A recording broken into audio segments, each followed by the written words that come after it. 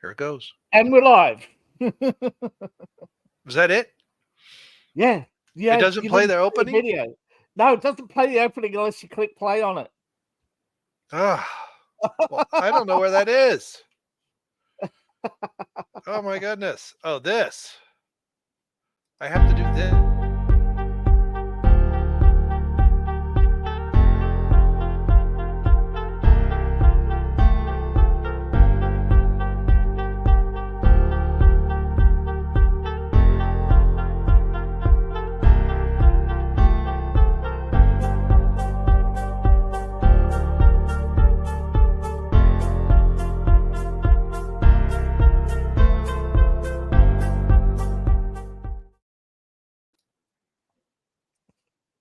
Oh. You can tell I don't know what the heck I'm doing. Is this what I'm supposed to?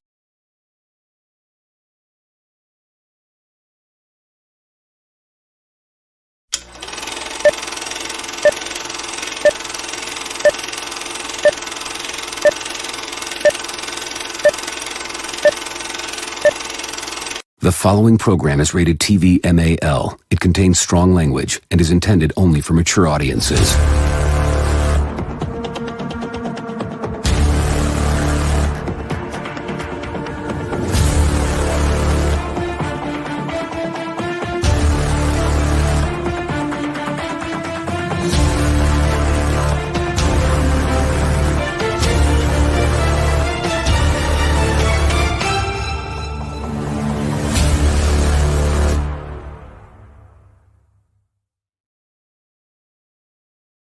All right, I may have finally done it right. I don't know. I didn't have to stack those. Hello, everyone. Welcome to the men's room. I'll put my microphone closer to my face so everyone can hear me. I am Channel Dad Brian Lape. And joining me from down under, the thunder from down under, Mr. Applegate. Yes. G'day, friends and fans. Welcome to another men's room. And, well, as you can tell, we're at our usual best. The pure amateurs are running the show tonight. And basically the Appalachian American has left the boomers in charge, and we don't know what the hell we're doing. So, hey, you're the one with the buttons. I'm just here. I know, but I don't know which ones to push and when, and I didn't. Yeah. So apparently I should have done the countdown at 30 seconds to go, and then I don't know how they're stacked up. I guess I just get ready and click. So I thought there was like a whole intro thing that did all of that. Yeah, I told them, right, when they did the SteamYard, they ask you what you want. You say, well, when I press the go live button, I want a video called intro to play, right? Yeah. And when I press stop, I want the outro to play. And they said, oh, scripting that will take us time. Well, it's been over a year. Well, hey, just let us do our own JavaScript implementation and we don't have to worry about it. So all I have to do is put in a couple of extra buttons, script implementation, a couple of extra buttons. Yeah. Well, basically, you just create the intro and outro quantifiers, and then when you go live, it just happens. It's not that big a deal. But it's easy for me to say. I don't know how it's coded. So if it's coded poorly, then it is a big deal, and maybe that's what it is. So yeah. But anyway, it is, and I'm sitting in the quasi darkness here. I almost feel like turning the light on if it wouldn't give me too much glare on the screen. Maybe I'll try in a minute. But I've let the dogs out, so hopefully they don't pester me. And because I am by myself, my wife is again out of town.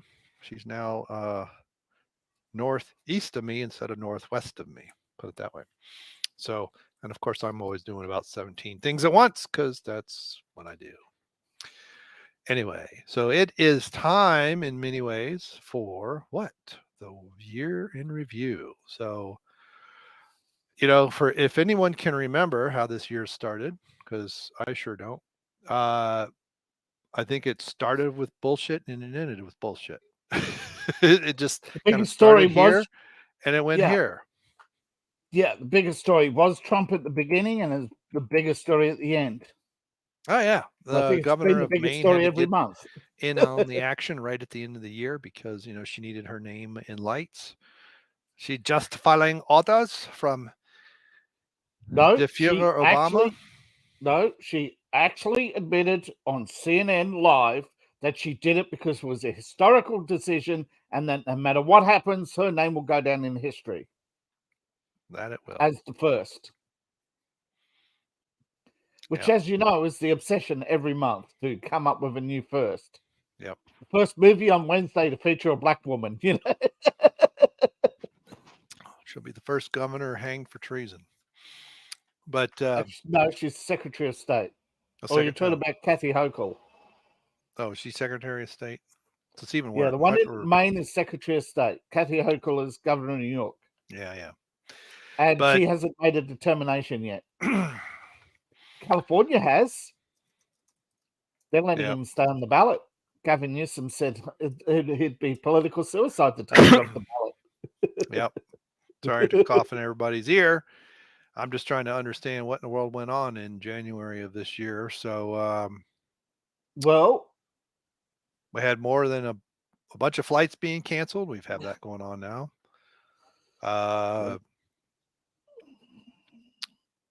We had Cindy Williams die on the end of January. So there's an entertainment thing.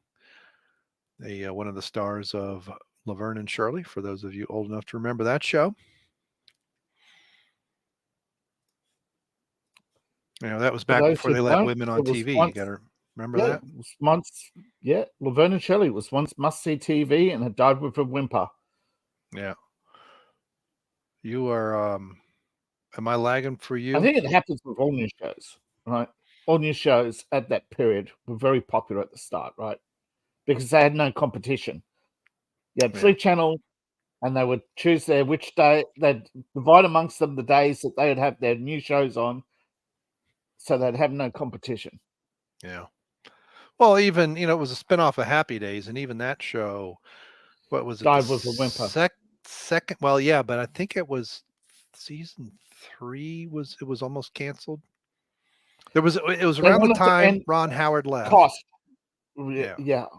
Costs were soaring. They couldn't keep Howard because he wanted to cash in on his fame very quickly. Yeah. No, he became a director because he couldn't find acting roles. Right. But in part of it, he wanted to direct more. So they let him direct some. And then that's when Henry Winkler stepped into the limelight, and the popularity took off again. Yeah. For a while. Well, he and Miriam were the show's anchors, right? Mm-hmm. Established actors. Yep. What, Henry Winkler or Ron Howard? No, Ron Howard was a known quantity in that he was an established actor, but he wasn't an established adult actor. Right. He was established as a kid and known as a kid. And he was cast as a teenager, but he grew up too quick, He was believable because he was short, but then he had that amazing, I grew a foot in less than a year, off screen. Right. Yeah, then they had the whole pro-war thing. They wanted somebody in the family to go to war, to do the whole pro-war thing, to keep up their behind-the-scenes funding, because a lot of people don't know this, but most television stations around the mid-70s were struggling. Mm-hmm. Advertising was down. They needed government money. They couldn't do army recruitment ads. So they were getting money from the Pentagon to do army recruitment within shows. So that's why he joined the army then? Yeah. Right, as I fade into blackness. Right, because, I remember watching an interview with Ron Howard, and I forget the specifics, but basically he was saying he was thinking of leaving. The show wasn't doing well, and he wanted to direct, and so he pulled back some, directed a few episodes, and Henry Winkler kind of stepped in. And it's kind of strange. It's there's a couple of things with other things I think people forget with Happy Days. One, that, and I had forgotten about this until I mean, I rediscovered it maybe 10, 15 years ago, maybe more. But you had Arnold's was that place, and you had and I can't remember the order, but at one time it was run by what's his name, who became Mr. Miyagi. Yes. And then it was a different actor and I forget who was first. I think Miyagi was second. Yeah. I remember I remember seeing the Shawhan reruns with only Miyagi. So I thought, wait a minute, who's this other guy? And then I realized they're playing them out of order. Right. Oh yeah.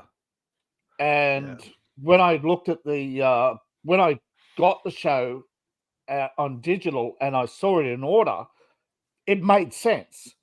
Right. And I believe had shown in order. Now, I don't know behind the scenes why they're shown out of order.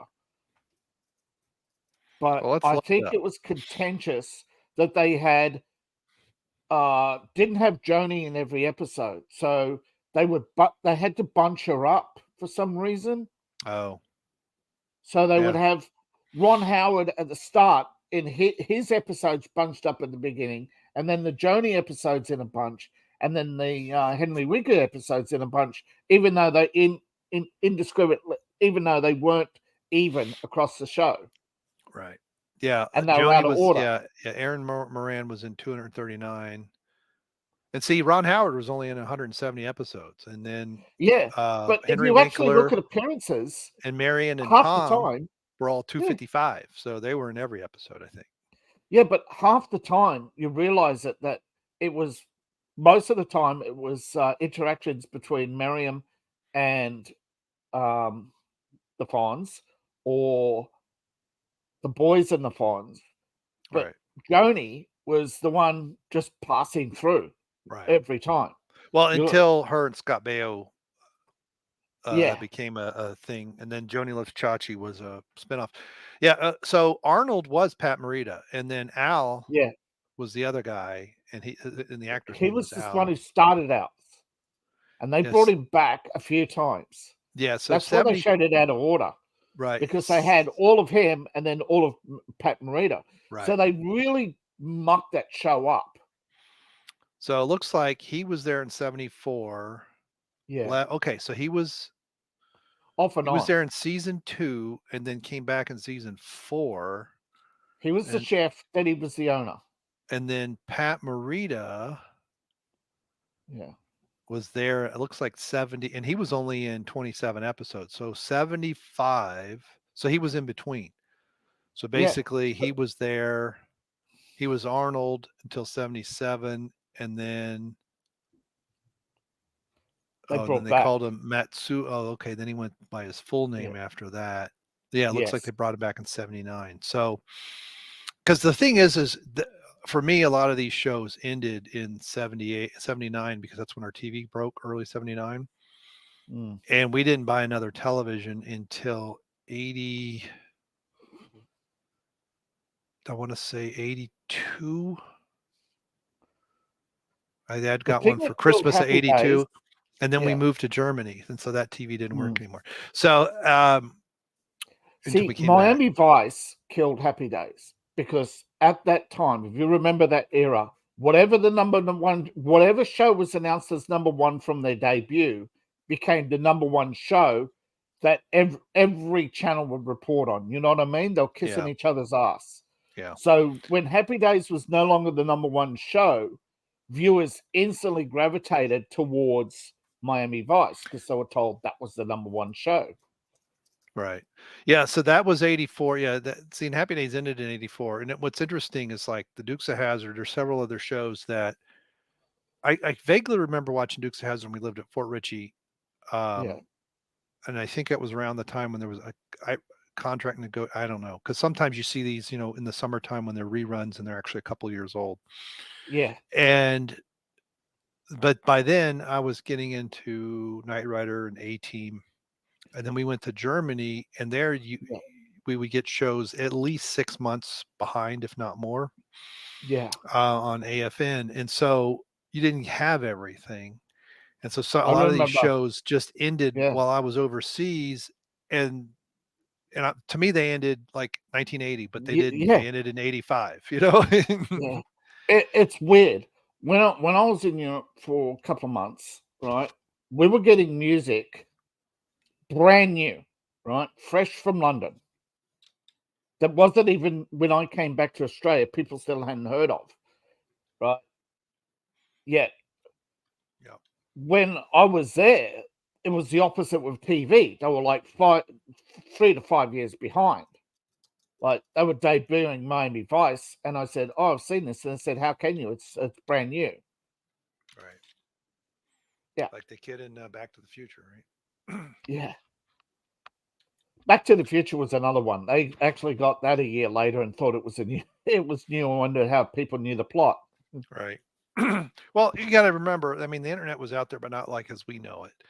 No. And Well, now, not now. Well, I knew it already then as basically, yeah, the internet was there, but it was like if there was a page on Miami Vice, it would literally be a page that was telling how great Miami Vice was. It didn't give details, and you know right. what I mean. Yep. People actually did reviews back then. Right. Well, it's like, let's see, Usenet was, I think, around, well, I mean, I started using Usenet in 87 or 88. And nowadays Yeah. you can't hardly find a server without paying for it. But that So used to be the way to, yeah. Well, it's Usenet because of all the predated. binaries. Yeah, Usenet predated the internet. So it was conceived in 79. I mean, the internet was already around in 79, but yeah, but it predated the internet. Usenet's creation came first. It was for a dial-up system to transmit news specifically in channels. yeah, right. And it was just basic text files, and you had a thing called Berkeley Terminal, which processed the hashtags into. That's where hashtags came from, by the way. The hashtags eliminated the messages and decided what categories they were put in. yeah. Well, it's essentially Usenet. At least I know at one point it was described as a fancy email service, and so was Once listserv upon a too. time, yeah. Yeah, Once listserv upon was a time, definitely one of those things too. yeah. And Once then upon I a time, think, yeah. yeah, go ahead. Once upon a time, when you had an email program, it came with Usenet. Yeah. You had email and Usenet. You had to set up both separately. Oh yeah. And if you didn't have Usenet service, you couldn't send email because the email was carried by Usenet. Yeah. So for those of us, anyone who might actually be listening, is anyone? I didn't even look in the chat. I can't even see the chat. I can see the private chat. I could see the chat. Oh, comments. There we go. All right. There's no. But I'm gonna see if I can share this. I got to make sure I don't share the wrong tab. Yeah. Sometimes this works, and sometimes I have to use a different browser. Share screen. Here we go. I'm going to mute the website while sharing, and ta-da! There we go. That's what we're talking about. At least that's what I'm talking about. I think the binary groups killed this off. At first, when it was small, it wasn't so bad, but then when they started to, you could download binary, Word and crap like that and pirate the crap out of everything. That's when they said, we're done. So now, every once in a blue moon, I'm like, I really want to use Usenet again, and it's like trying to find a server. None of them are in the States. I mean, just for the text biggest stuff. Usenet, the biggest Usenet server I think is in Germany, and it's full of binary, and it's really, really slow, and they give you 14 days free trial, but they seem to tag you, like no matter what email you use, whatever, their security is spot on at identifying unique user identification. They're probably using your lowest, but probably use your MAC address or something. What card are you coming from? Because you can use VPNs and all that, but you're not swapping out your network card. Not readily, and even even shadow programs these days are proven to be unreliable. Yeah, they can counter the operating system, even in Linux, even under old Linux. it was not reliable as people thought it was. Yeah. That's the Usenet tree. Oh, it's not doing that. It's just showing that. But because I want to think, I thought it was on Usenet. This is like 20 plus years ago. I thought there was some game that I came across. I thought it was on Usenet. I'm not positive because it would have. It was 2 CDs worth, so I can't imagine I downloaded that much in text. That's the thing too, is binaries are everything's converted to 7-bit ASCII, so it's to download huge. a binary, you needed a special decoder. Yeah. You needed because usually things were UU encoded. There was a second encoding that sometimes people use, especially for Mac stuff. Hex, bin hex, I think. That's the one. But everything was a 7-bit. So and then uncompressed because you couldn't compress with 7 bits. So if you had anything other than a standard text file, you had to bin the hex it, and it would take then the hex and turn it into strength. And you had M's on either side on every line. Yeah. So it had these huge lines of Right. Yeah. Well, then some of the readers, eventually I had a reader that could see the parts and go, okay. Then came the binary header. Yeah. And then you'd have like 0 of 25 and it would find it all, collapse them all together. And then I could just click a button and UU and decode the whole thing. To local disk. But I there may have been, anyway, somewhere, I don't even remember what the game was. I just remember one time seeing this game. It was like, oh, it's interesting. And there was a program called, someone had used this thing called alcohol 120%. And I used the free version, alcohol 60, because it's essentially what it would do is everything, you could take a CD image ISO file and mount it as a drive in Windows using this program. It could also rip into a bunch of stuff. The game, I remember playing the game for like a week going, this is crap. I don't care. I deleted it. But the program, I actually spent, I think it was like $80 and I had to buy it from the UK. So I had to do the exchange rate and everything else because my kids were playing these VGA games. They were little, so they were like 5, 6 years old. And my daughter was messing with one of the CDs one time and basically ruined it. So I was like, I don't want to ruin it anymore. And she liked the game. So it was like Reader Rabbit something, I forget. So we had to buy it again. Oh yeah, I remember something rabbit. Yeah. And the thing is, since they were Jackrabbit, that's it. Right. Since they were just regular VGA, 256 colors, they were pretty small-ish for a CD, right? So I basically, it was an old computer of mine. It was running Windows 98 or something. And I had an old secondary hard drive I didn't need. And I basically ripped all of their games and using this program and then set it up so that it mounted, I don't know, like a dozen or more letters. So basically what I would do is rip the CD, mount the ISO, because a lot of those you had to have the CD in the thing to play, right? Yeah. And so then I would mount the ISO so it would install as if it was on drive F or something. That was where the CD was. It would install whatever it needed on the hard drive, and then it would always mount. And so I could take all their CDs and put them away somewhere. They're not going to get bubble gum on them. They're not going to scratch them. They're not going to throw them at each other, and they could play all their games. And I used that program for years. Because the spin gets unstable. Yeah. Well, right. And what she had done is ejected it and then just spun it around in the sleeve, on the shelf. Yeah. And back then, if you remember, they weren't as thin as they were. You had that sliver where the laser went through, but the rest of it was solid. And so she scratched the living shit out of that thing and it wouldn't work anymore. But what's goofy is I had pirated a game, which I don't remember even how I got it. I think it was Usenet, but I'm not positive. In this utility, I ended up spending more than that game actually cost, and used it legally for years. It was pretty funny. It was one of those things. That was about the time. You can buy the DOS collection. I think it's on GOG.com. The DOS collection, the DOS box collections for like $100. I could probably buy it on a thumb drive, put it in on a computer, and it's basically it's a gigabyte or something. You know, it's Right. in five 1 gig blocks, right? I think it's the top 100 DOS games or something, and it's 5 blocks.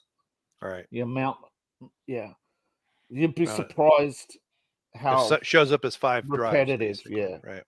Oh yeah. And you play these old DOS games, and you suddenly realize, wow, they were not only tiny, but there was hardly anything to them. How did I play these games for hours when there were like 5 levels? Right. Yeah. Well, it's like when I was my second year, it was my first year at UT. Maybe in the end of my first year, but I had all these programs that I had written, right? Yeah. And I wanted to save them. I don't know whatever happened to them. And to get them onto disk, I had to use a special terminal. I had to use Kermit. Yeah. And I thought these things were huge, right? You know, because I typed them for hours and all this stuff. And then when I downloaded them and put them on floppy, it's like they're not hardly any space at all. And then you compile it. That was back, you would have a linker file, and then it would make a COM or exe or whatever in DOS, and it would be so small. It would be like, and that was like C or something, which wasn't even that efficient. It wasn't like, and if you did macro assembler or something, you'd have a program that went for days. Yeah. I forget. I think it was MASM, micro It's micro assembly.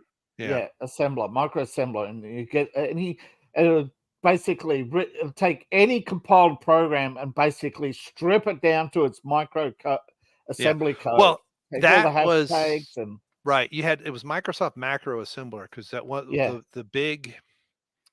I don't know if it was. It was basically made it so that you didn't need the C. You didn't need C installed on the other machine. It had all the code. Well, yeah. Well, the C compilers would do that. Yeah. Borland C, if you did graphic stuff, it did stupid bullshit with the drivers, but you had to have a DVI file, I think. I forget now. But I got around that by just eventually you could mix and match your assembly code with your C on both Microsoft and Borland. And so that's how I got around it in Borland, because I wanted VGA or whatever graphics set I wanted. They were all, you could just set memory registers and crap, and then you'd be in, 4-color mode CGA or whatever. And then instead of doing a plot, I did that in assembly, and that was just assigning memory addresses depending on where you were, and it was faster that way. But the macro assembler, I remember people being all gaga about it, because before then, if you made a routine, it would just be some assembly language crap. But what it lets you do is essentially say, hey, I have this routine here, and it's a macro, and then you would just call it, and it would then copy it in there. So your code wouldn't need it, but it had to, and so it made, you essentially could make what higher level languages might call functions or methods. With or procedures in this macro assembler. And I know some people that love coding in assembly, and they were all gaga about it. And I had to do some for school.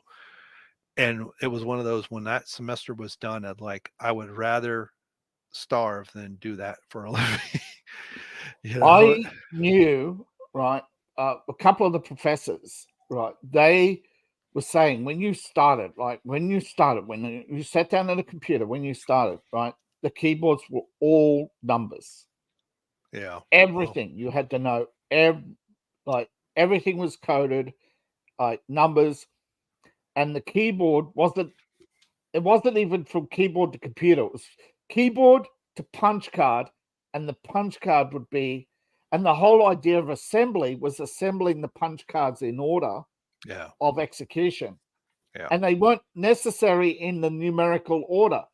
So the punch card, in a short span of time, they had made a physical compiler that resorted, took cards, right, and basically everything came from that process.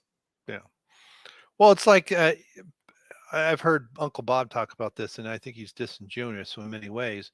You look at some photographs of early operators of computers and, first couple decades, and you'll see women all over the place. And very few of them are programmers. Most of them are typists, because programmers would write down their code.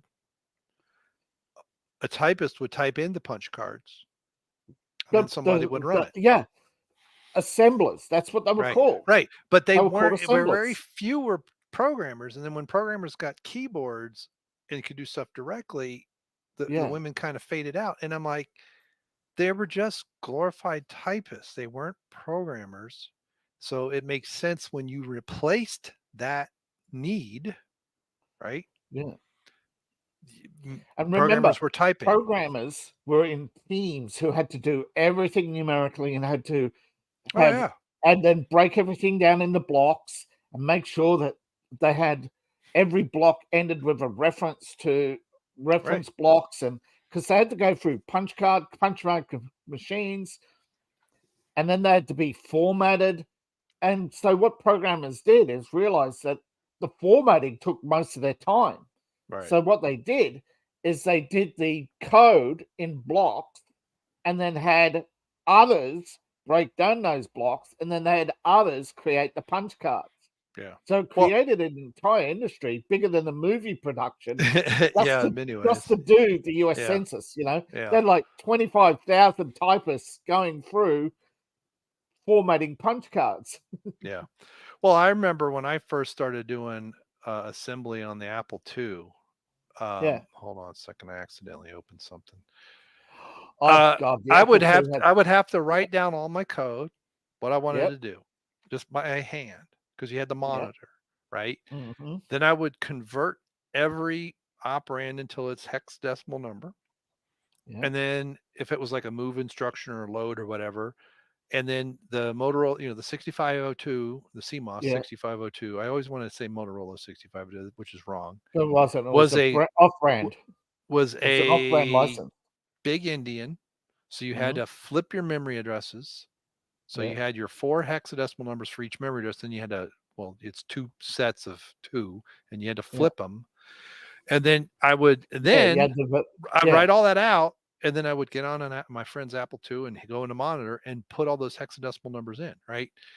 So I didn't, because we didn't have, compilers existed, but we didn't have any. We just had whatever games somebody cracked, But, so mainframes were doing that same kind of thing at a different level up until, I guess, really it started by the late 70s. It really started to phase out. When the Lisp operating system came out with BASIC. Yeah. Well, you had BASIC, but it was really, because I used some punch cards in the 80s, but not to program computers. But essentially, once you weren't programming by punch cards anymore. But they were still used for databases right up until the 90s. Oh, yeah. Well, they were used for short routines. They were, and, you go. Because they didn't have any large storage device. So they still had to use punch card readers for large storage. Yeah. Because hard drives were still expensive, small, slow. No, and you mean the size of a piano and weighed twice as much. Well, I worked for Knox County Schools. Let's see, when did I start that job? 1990, fall of 90. Oh, that's when hard drives were the first 5.5-inch came out. Right, and they were starting to get semi-cheap. But the enhanced 911 for all of Knox County was in this big machine room, and they had rows of washing machine size hard drive pieces, and they still had, there were, I think, about a dozen that they were all removable, but they only did about a dozen of them where they removed them. But they were platters. They were probably a meg per platter, I remember, 10 or 12 to a container. And in 91 they were getting a new Unisys system, and they had something that was the size of 2, I'd say, medium-sized refrigerators put side by side. So a refrigerator about 6 feet. These are about 6 feet tall, right? So most people could hide behind them. I couldn't. It was a cabinet on casters, and it was maybe 2/3 filled with hard drives. Yeah. And one side of that replaced all of the, I don't remember how many they had, 40 or more of those machines. And this was essentially, they didn't call it a raid back then, but it was essentially a raid. It was the It was first. I forget what they called them. Right. Actually, it might have been called mirror drives. Yeah, they were mirrored, but they were not inexpensive. They were the full height. Yeah. They weren't 5.5 inch, so they're full height. Well, they were. The platters may have been 5 1/4, but they were probably 2 inches high, and they weren't. Yeah. They reminded me of some of the early hard drives and PCs, except these were, like the what you'd get in an XT or something, where it was 2.5 inches high. But I forget how many megs, because these drives were 10, probably at least 10 times the size of whatever you could buy for a PC. Yeah. And they were much faster. They had a SCSI backbone. I mean, they had this cable that some ridiculous, ribbon cable that ran into it. But that, there were people that are now, that were my age now. I mean, I was in my 20s, so this is a good 30 years ago or more, because it was before I got married, so more than 30 years ago. And they were flabbergasted that small, right? This is still probably 6 feet tall. Now, granted, it's not completely filled, and there's enough. Yeah, but compared to what they were used to, and these things were spaced enough. That was the thing too, is these things were fast, loud, and hot, right? So they were not. They were probably 1.5 to 2 inches apart this way, and then there was a row in the middle that essentially was a cooling tower that pushed air out. And that's part of why they weren't filled up. And they were mirrored, so there was redundancy, and all of the capacity they had at the time previously, when they moved all their data across, it was a third. They used up a third of their new storage. And so people that had been doing this 25, 30 years were beyond flabbergasted, right? Some of them probably had seen the core memory and the mercury pools. There was memory at one point, you could read it off of a CRT. I forget, there was a guy who said, right, was at university, we're doing a security thing, and then he says, we're going to change topics, and he pulls out this big cabinet, right, and he says, when do you think this was made? And you think, it was 50s technology, maybe 60s technology. He said, no, these were cabinets in the 20s, and they're still making them, and they're still making them because they're the most secure storage device in the world. Oh wow. And well, have you seen that picture? I want to say it's like from 50, sometime in the mid 50s. It's the first IBM 10 megabyte hard drive. Yeah. They're putting it on a truck, and it's like, it's the size of a washing machine, and it weighs, I forget, something like 700 pounds or something ridiculous. It took 2 guys to move, just to roll it. Right. And they said took 4 guys to lift it up onto the rollers, up onto the truck to deliver it. Yeah. So imagine you're 22 years old and you're like, oh my God, we got the latest, right? And then a year later, you're carrying it, and somebody comes in with a briefcase. Well, not a year later, but 30 years later, you can, in 88, for what, probably $300 or $400, you can buy a 40 meg hard drive for a PC, and it'll literally fit. It's the hard card came out. It was the hard card, digital memory storage devices were the first, and still are the most secure and fastest storage device. Yeah. Well, and the military still uses the same model for their supercomputers that they did when they first got their first computer from IBM. Right. This thing keeps screwing up. And IBM was IBM started as the company that made the typewriters for Sperry Univac, but because typewriters were still in such high demand, IBM became the richer of the three, and took over the other two. IBM was a typewriter company who made the I think before then, didn't they keyboards. back in the 19th century, didn't they make like sausage makers and all that kind of crap too? Yeah, they were a they started as an engineering firm, but yeah, they're making all the. They had a contract or something, for meatworks for the army or something. That's how they got into the army contract business. Yeah, it's their engineering division. They're a big conglomerate. They made business machines and always made business machines. Right. Yeah. They're over 2 centuries old, but I think they've only been IBM since 1917. Yeah, that's a good question. I'm not sure. They've changed their name only twice, but it's like Nintendo has been around for 150 people years. Don't know how amazingly wealthy Nintendo is. Yeah, there's something like they were making playing cards and something originally. They were a card company, and they were heavy into they started as a playing card company, but they were amazingly wealthy because they had all the exclusive contracts for the casinos. Mm-hmm. Yeah, because you don't realize how expensive cards, these, when they have to be a certain way, a certain weight, they have, can't be held up to the light and seen through. Yeah. Oh, I can imagine. They can't be duplicated as regulated as casinos are. Oh yeah, they had to use inks that produce colors that couldn't be duplicated. Yeah. Oh yeah. They had to imagine they had to have a surface that couldn't be easily marked or pinpricked. Yeah, and that $5 pack of playing cards you buy at Walmart is it's peanuts compared to what the casinos are paying.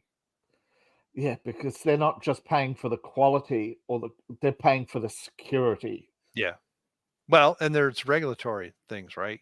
Yes. So, I mean, they can get screwed two different ways. Someone duplicate their stuff and rip them off, or the government come and say, you know what, $10 million fine.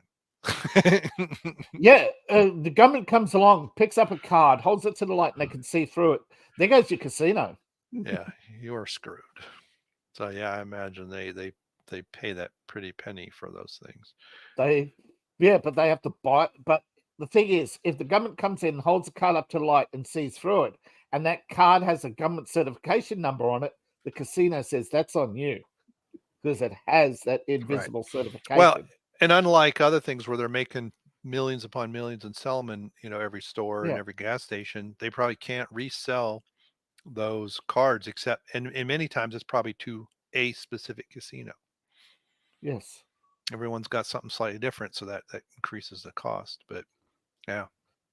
Well, they have to have identifiers, so many encodings, so they know where it was made, when it was made, who made it, which casino it was sold to, who was the distributor, and who was the agent of certification. All right. And that all has to be done by a flash card reader. They flash photo the card and a reader at the other end. Optical technology well ahead of what we've got today. And that's the other thing I learned at the security conference.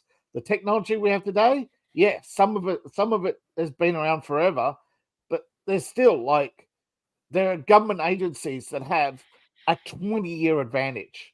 They get technology 20 years ahead of everybody else. Yeah. Yeah. And just in case anyone is wondering, I just got another email that's telling me my Photo Bucket account has been deactivated and will be deleted if I don't click the reactivate button. Considering that, and up until about a month ago when I started getting these emails, I never heard of Photo Bucket. I'm fairly certain it's baloney. But if you see any of my pictures on Photo Bucket, it isn't. It might look like me, but it isn't my file. It ain't me. I'm Noticeable U.S. events. January 3rd, Kevin McCarthy failed to secure votes to remain Speaker of the House. Yay. And are we any better off? Are we the first? Well, we finally had the first speaker to be removed from office. That's about it. Matt Gaetz, are you getting any more accomplished? No. You wasted all of our time. Now our borders are beyond wide open, and you guys are still pissing and moaning about something that happened 3 years ago. Because, Tom Brady announced his retirement in we have February. The biggest thing of February, Tom Brady announcing his retirement. Again? Yeah. Did he stay retired this time? I think the bankruptcy put him in full, and divorce put him in permanent retirement. Biggest thing of March was SpaceX and NASA's launching a fresh crew of astronauts to the International Space Station for a 6-month tour, which ended in controversy, as you know, with the Russians and Arab Emirates flying on their own, doing their own thing, basically, and still are. Yeah. I think the Japanese are going to launch their own space station as well, in cooperation with, I think, Russia and Korea, and maybe the Europeans. You're losing friends, Late. You're losing friends.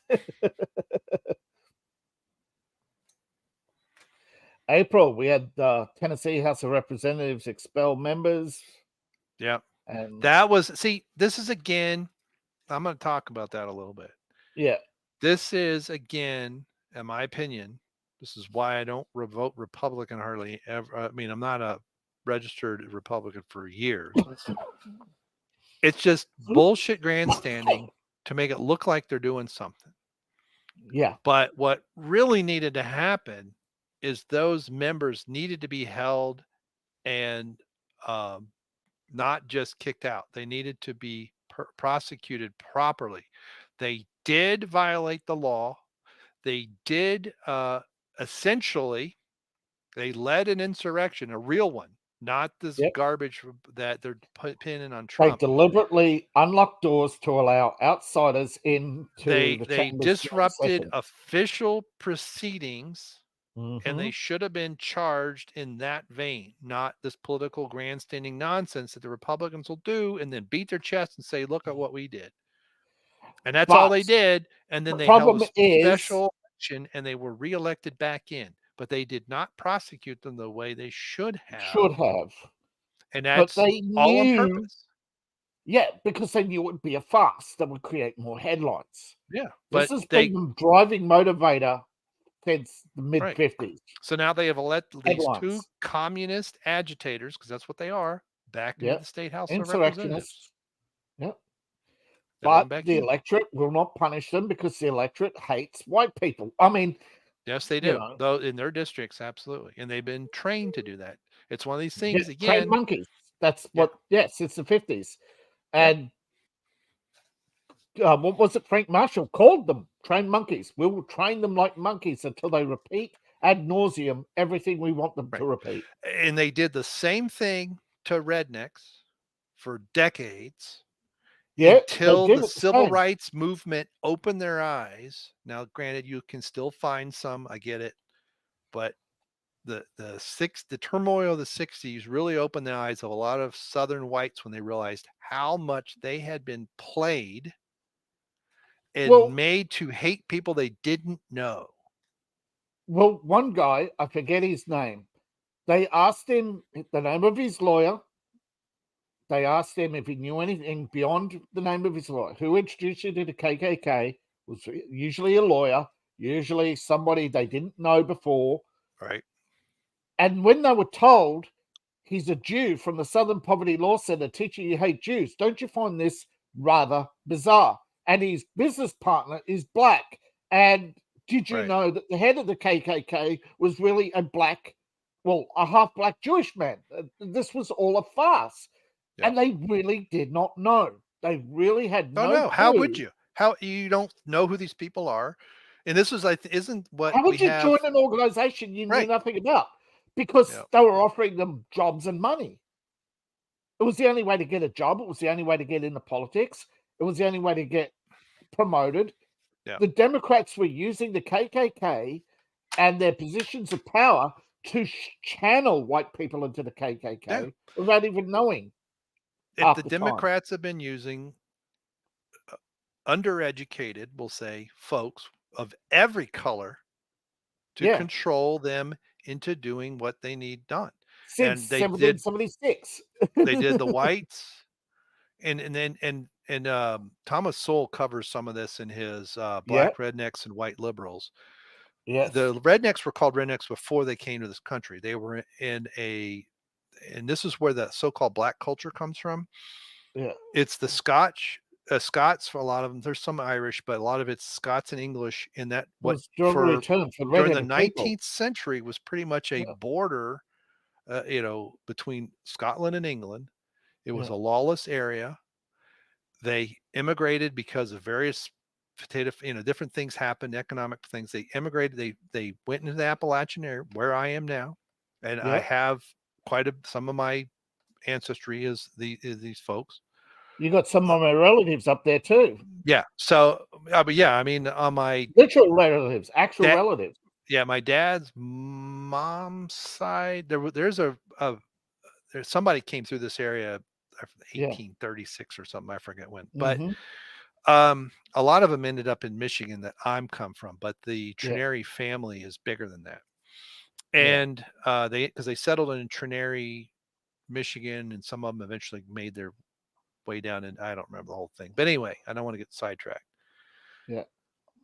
That culture was, because there wasn't any law, so you took the law into your own hands, and this this whole thing about honor, called community justice, and right? Well, and hey, someone insulted me, so I'm going to kill him, kind of thing. That happened, and when a lot of blacks were freed after the Civil War, and they were in some of the more rural areas. Some of them immigrated to like Chicago and New York and stuff like that. Yeah. And then they found out how racist the whites are, because there were more than one riot in the North about the Civil War because they didn't want to free the slaves. So they encounter this culture over a few decades, and for eventually, and all in deference to Thomas Sowell, I'll get it wrong. Read his book or find the audio. There's videos all over YouTube with people reading the audio. Yeah, he's got a lot of videos on YouTube. If you don't want to sit down and read his book, you could get sound bites. But essentially, this became what we call the black culture, that same mindset.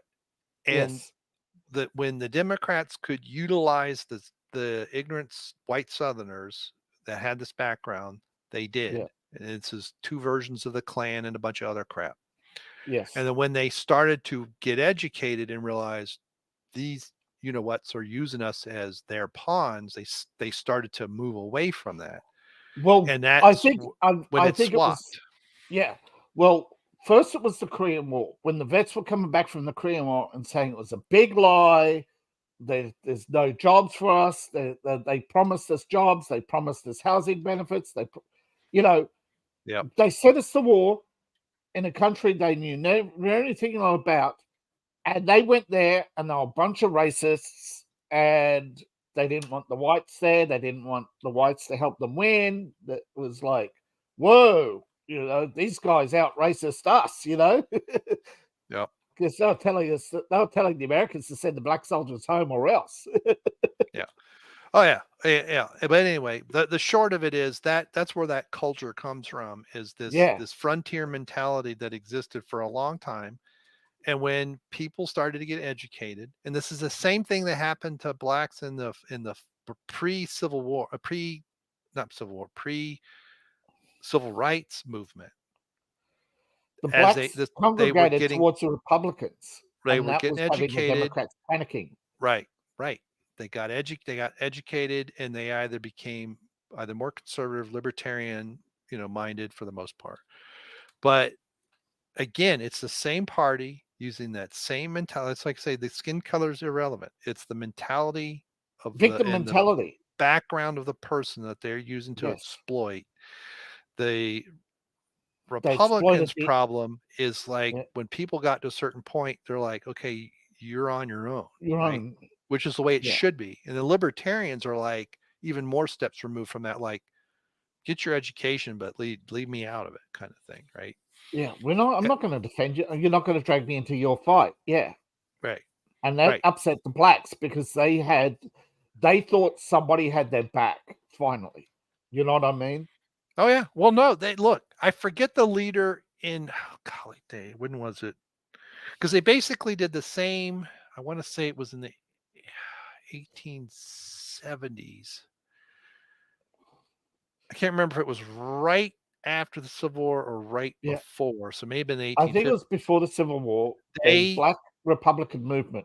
Well, not only Black Republican movement, but I'm saying from the Democrat side of the white Southerners. There was a leader. Shit, what was his name? I don't remember now.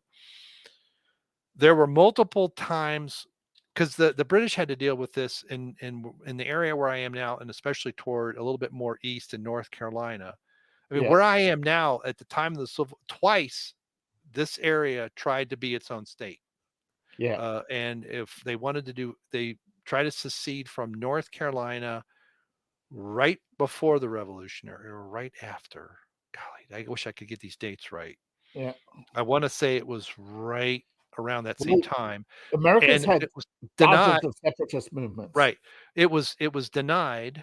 Okay. Yeah. So this was the good side of the hillbillies, right? They wanted to be their own thing. Maybe it was right after the Revolutionary. They wanted to be their own state, and the U.S. government said no. And eventually, they made Tennessee out of essentially what was the western frontier of North Carolina. Okay, right.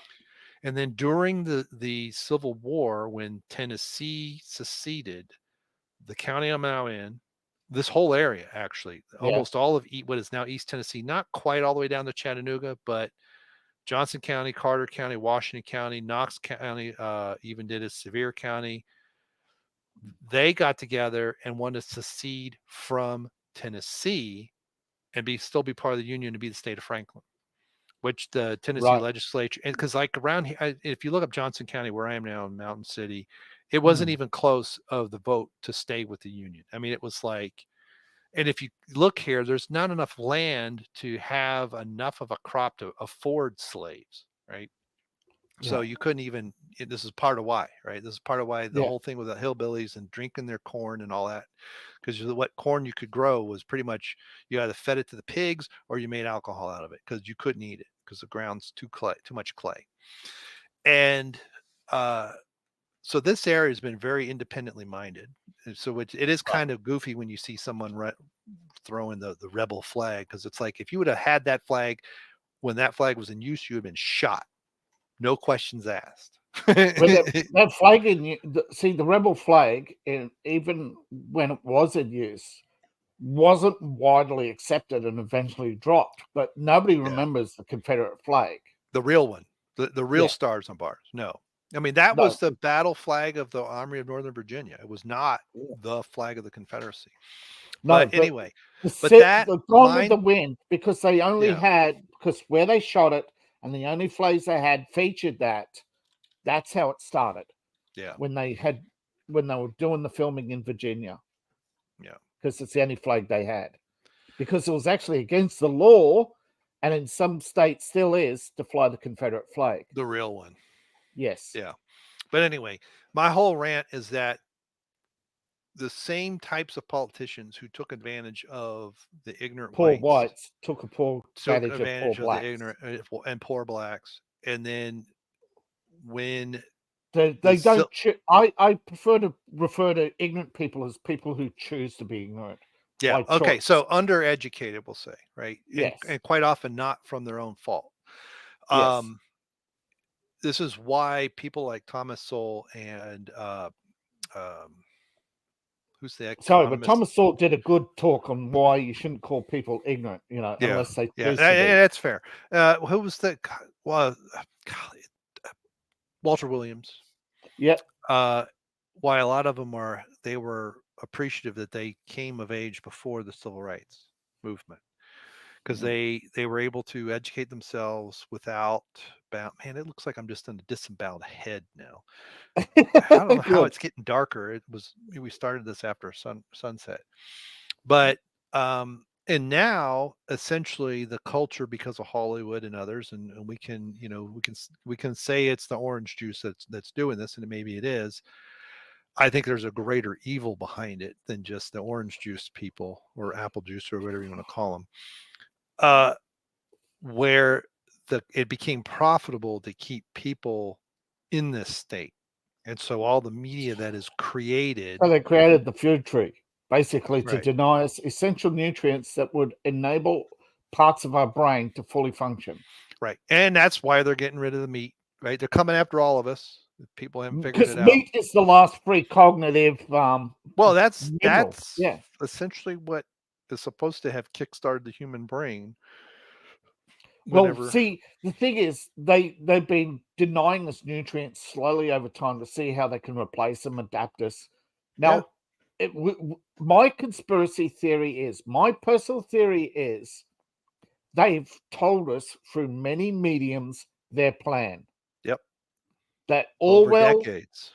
Yeah, no, Orwell, H.G. Wells, Frank Herbert, Philip K. Dick, and many other scientific sci-fi writers, during their education, if you look at them, they're all highly university educated. Mm-hmm. Orwell, not so much, but he was educated during his infirmary years, right? Right. Well, he was trying to warn where the other ones were saying, hey, we're going to smack you in the face with it. He was saying, right, that they were spreading the ideas, whereas he is trying to tell you the consequences of their ideas.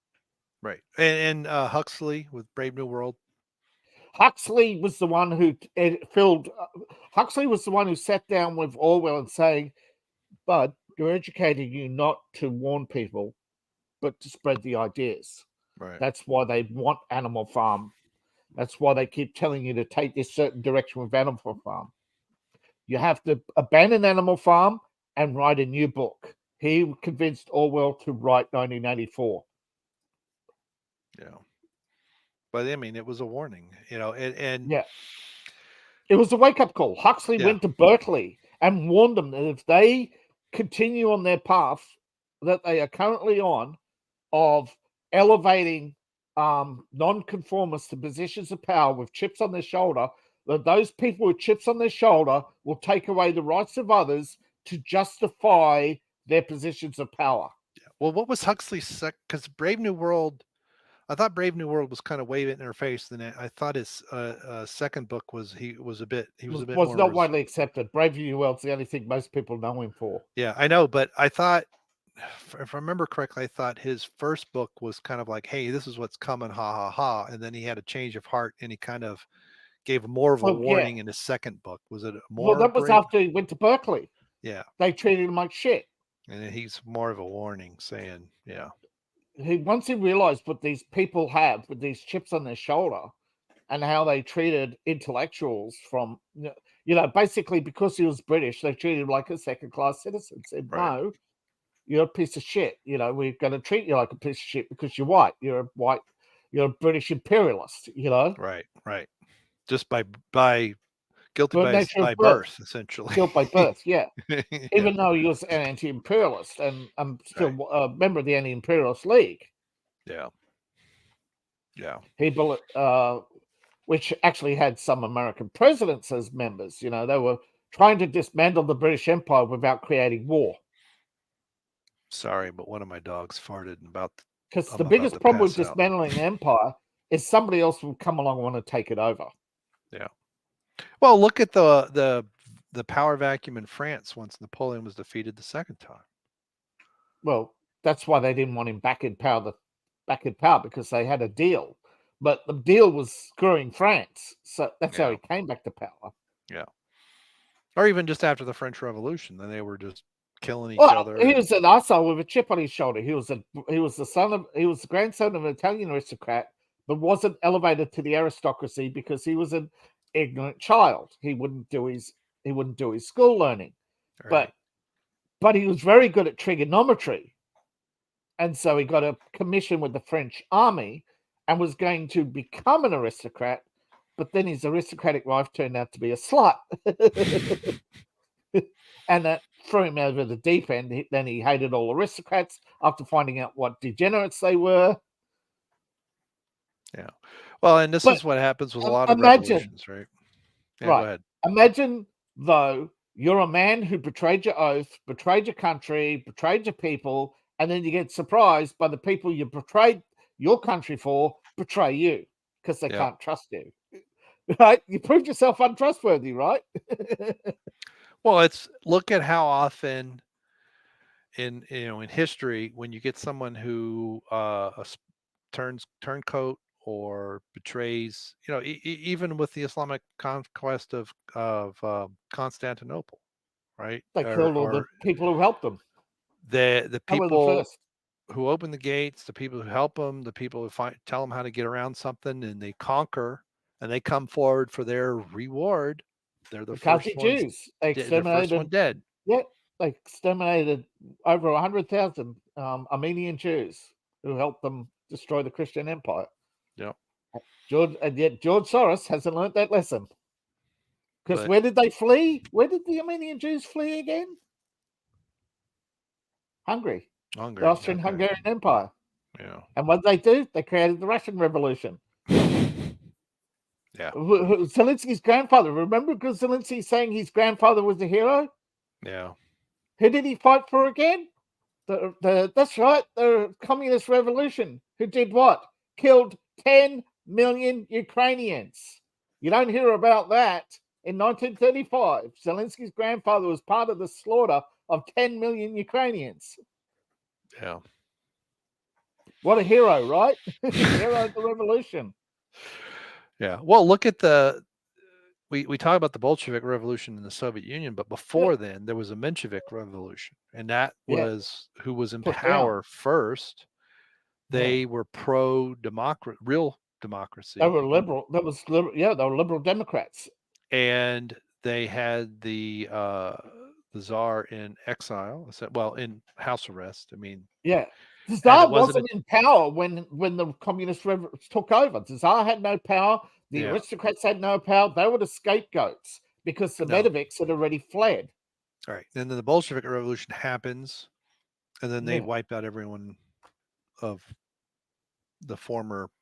And that's when the Tsar and his family get assassinated. But the Bolsheviks later came out and said it was the Medoviks who killed him. Yeah, and then I don't think so. But even Stalin was shocked because he realized he just lost his 150 million gold bars that he was going to get for releasing them. Yeah. Yeah, no, there was, wasn't it? Was it the British royalty was going to pay for their ransom to be exiled permanently? Yep. They had to advocate, and then they were going to. No, they were already. The thing is, Tsar Nicholas abdicated, and basically was on his way out. Mm-hmm. And there are many different stories on who actually did the execution. But when Stalin found out, he wanted nobody to know the truth because it would destroy Russia. Yeah. So he killed everyone involved, even if they cursory knew. Right. And then when it came to the question of Anastasia, they made sure that there was no evidence to prove or disprove her claims. Right. The Russians destroyed the evidence because it would cost them so much political goodwill in Russia. Because if they were to come out and admit that their program was to genocide Russians so that they would be a permanent minority within their own country, that the whole plan of the Bolshevik Revolution was to turn Russia into a special country run by outsiders who are basically going to bring in all these foreigners from all over Eastern Europe to take over. Yeah. No, you can't have the Russians knowing that the whole plan was the genocide, the intellectuals, the aristocrats, everything else that would make Russia Russia. Russian culture would be erased. Right. Russian language, everything was to be erased. But then Stalin was so worried that because he had been conspiring with Roosevelt for decades now, ever since he left the US under an assumed name. And Stalin, most people don't know this. Stalin was a train robber who fled Russia. He was a wanted man, and he found refuge in Chicago and was recruited by the socialists in Chicago. Well, I believe that. Stalin, when I was in Europe, there was a photo in the French university of Stalin, Lenin, Mao, Ho Chi Minh, and Roosevelt in the in the Paris Commune. I'm not talking about the good Roosevelt. I'm talking about the fascist dictator Roosevelt. Yeah, I don't really know if Teddy was the good Roosevelt, right? It's I'm talking. Yeah, I think he was. I think he was the black sheep. I think when he found out why his family pushed him into politics, he rebelled. Yeah, because he did some good, but he also. I'm very from a libertarian / anarchist point of view that I tend to be now. I have very mixed emotions about the federal park system. I like it and I don't like it. It's a bit social communist, but it's not authoritarian, Yeah. Okay. From the point of view, America he implemented it fast because the South African billionaire had implemented the park system a year earlier. Yeah. So I like that we have these lands that are set aside. In many ways, ironically, like in the Smoky Mountains, they moved the descendants of whites whom Andrew Jackson had put in place when he moved the Indians with the Trail of Tears. So in some ways, it was kind of like what goes around comes around. It's like your great grandfather stole this from the Indians, and now the government's going to steal it from you. Yeah. It's like the tears of the moon. They don't want to admit, but they want to admit. You know what I mean? They have to admit something was done wrong, but they don't want to admit that they turned a blind eye and let it happen. Because Andrew Jackson was, again, that's another president where on one hand he fights the central bank system and gets rid of it. I think it was the first or second central bank. I can't remember. But then he completely disregards his own treaties with the Indians, Native Americans, what do you want to call them, right? Because at the time they weren't considered Americans; they were the native tribes. And he would just show up at the army and say, "Move them to Oklahoma, completely illegally." Yeah. As long as they're not within the Confederate States or whatever, he didn't care. Right. But when they were in the areas that he cared about, yeah. And so it's like, on the one hand, he fought the central bank because it was New Yorkers, and they were against him. Right. And then on the other side, he did this bullshit, right? You have a treaty and you're breaking it. Yeah. And it's not like they invaded and it was a response. It was, nah, we just want their land. Yeah. And the thing is, if you look at it from the point of view, the racism was self-justification at the time. They didn't do it for racism. They did it for votes. They did it because New Yorkers hate us because they're Republican, so we're going to punish them. Right. And the Indians hate us because they won't lease out their land to the mines, so we're going to drive them off the land. Yeah. And I'll appease the whites by giving them high-paying jobs and let them unionize. You know what I mean? It was... Yeah. And so that's what... It was buying votes. And Andrew Jackson was probably not the first, but probably more successful than his predecessors. Right. And it's that... And so when Teddy comes around, it kind of does make me giggle that in some areas these descendants got kicked off the land. Now, some were allowed to stay until they died, but most of them were kicked off. And I'm like, but granted, I got to be very careful here because I come from people for the most part, except on one part of my family chain that ends up at Richard III of Scotland. His second daughter, I forget, one of his daughters, but for the most part, we were just a bunch of poor dirt farmers. So, it's like I look at my family tree and it's not until my grandfather that we have more than two sticks to rub together. But it is interesting. So that's why I have this conundrum with Roosevelt, because Theodore Roosevelt, he does some things that are somewhat authoritarian, nothing like his brother. His brother was a pure socialist, right? Through and through. His brother was educated in... Not his brother, his cousin. They were second cousins. I was going to say his... Okay, there's dispute whether he's first or second cousin, but there's no dispute that he lied and married his blood relative. Yeah, well, Franklin was Franklin. Franklin and Eleanor were related. Yeah, they're like fifth cousins or something. Closer than that. They lied. Yeah. But there's also a lot of rumor that she was gay. Odd. So, yeah. But they didn't have children, so it's okay. Like, only because she couldn't. I don't think Franklin could either. No, I think that the vaccine injury. I think the vaccine injury that eventually cost him his leg. You mean he wasn't paralyzed by polio? Nope. And that's what I learned. And it was something not within the last couple of years. I learned that was a vaccine, and it started like as a teenager. Actually, no. It was a vaccine injury. You know the truth? Want to know the truth? It's not a vaccine injury? Nope. That was a lie to cover up the fact that he was thrown down the stairs by his the husband of his lover. Oh. He had a lover in New York, and this is how much they abused power. Franklin had a train line built between Washington and New York, underground.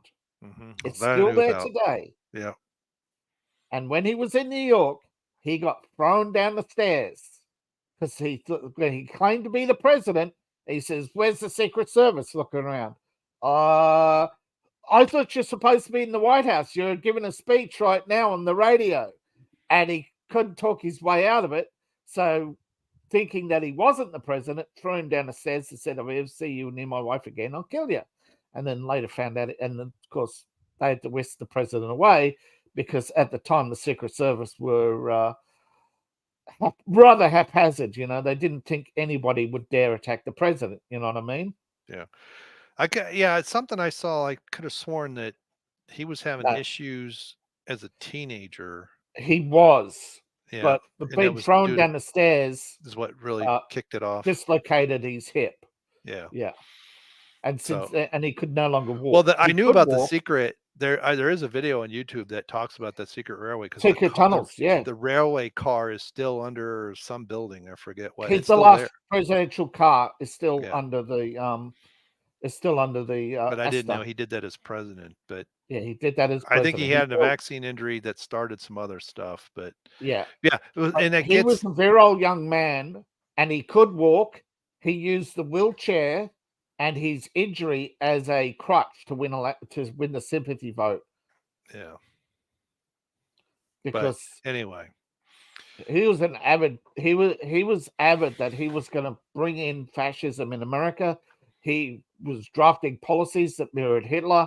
He had Kennedy as his junior intern, as his go-between with Hitler. And he had another guy who later became head of the CIA. Was that Joe Jr.? Dulles, as his liaison with Stalin. Dulles? Yeah. Well, but which Kennedy? Was that Joe Jr.? It was JFK. JFK. He was the one meeting with. He was the one meeting. Yeah, but he was. I thought he was in Annapolis, and then he went into the Navy. Yeah, that's when he came back. Oh. He met when he came back from Germany. He was so adamant that if Germany was going to war that he joined the Navy, and Roosevelt tried to talk him out of it because he said, "No, it's not going to happen."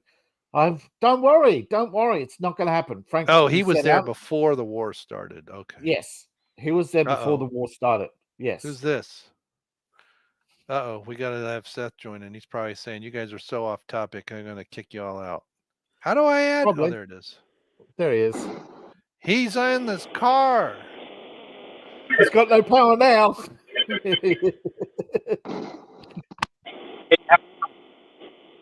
Uh-oh. Hang on just a second. I'm still trying to figure this out. All right. We have audio, but your video is frozen. I know. We started off talking about all right, I had to disconnect from my car. Yeah. Hold on just a second. I sometimes have to do that. My car will, if I don't plug in. Yeah, just automatically pick up. The Bluetooth will make things go ape shit.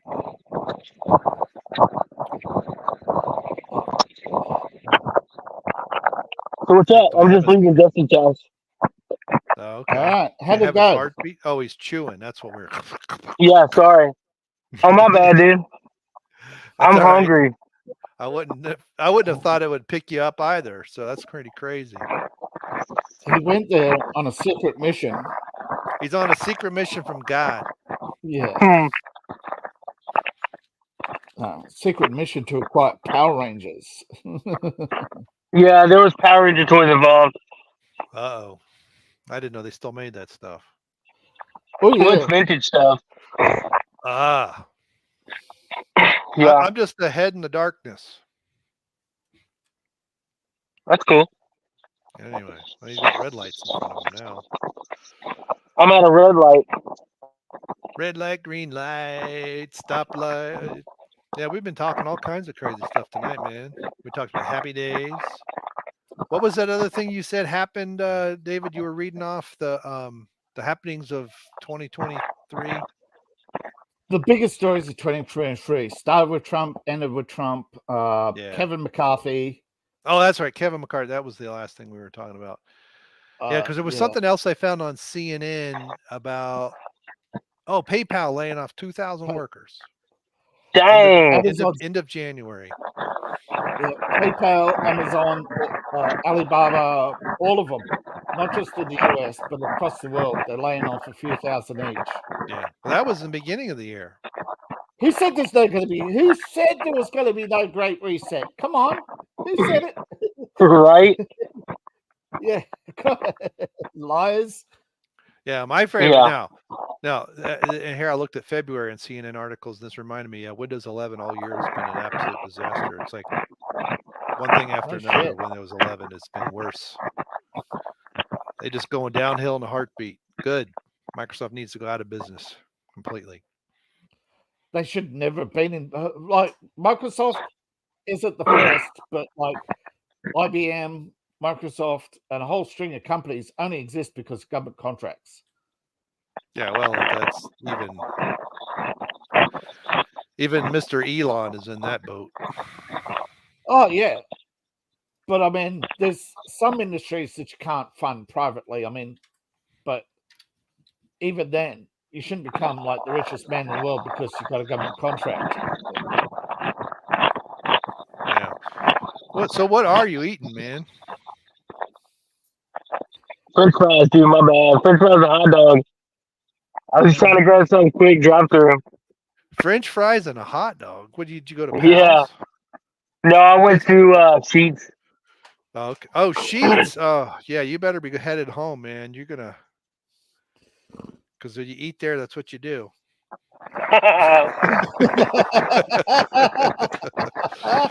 Yeah, I don't know if it's a local, because I've seen them in Virginia, but there's a Pals is a thing around here that sells hot dogs and crap. And yeah, the one in Elizabethton, every time we go by it, it's like the line is around the building twice.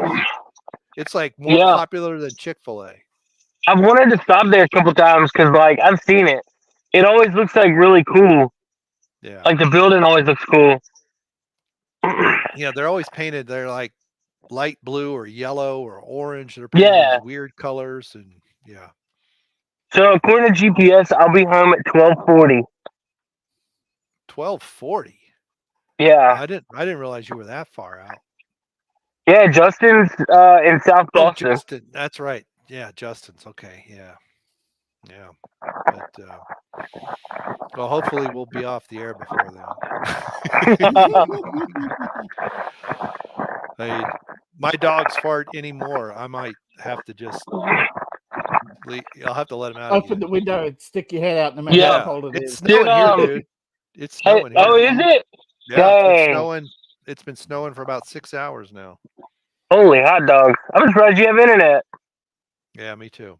It's not, because of all the rain we had earlier in the week, it's not sticking as much, but yeah. I mean, Monday, Tuesday.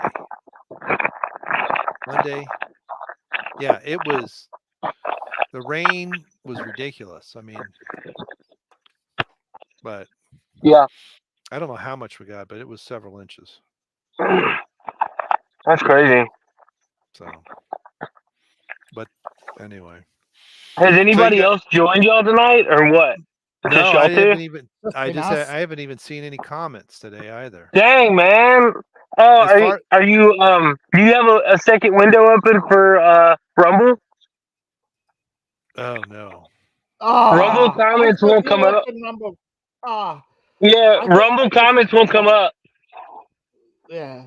I forgot about that. There's been probably like 30-some people over there, like, hey. That's funny. For watching on Rumble. Hi, Rumble. Sorry, Rumble. Probably actually gave us the thumbs up.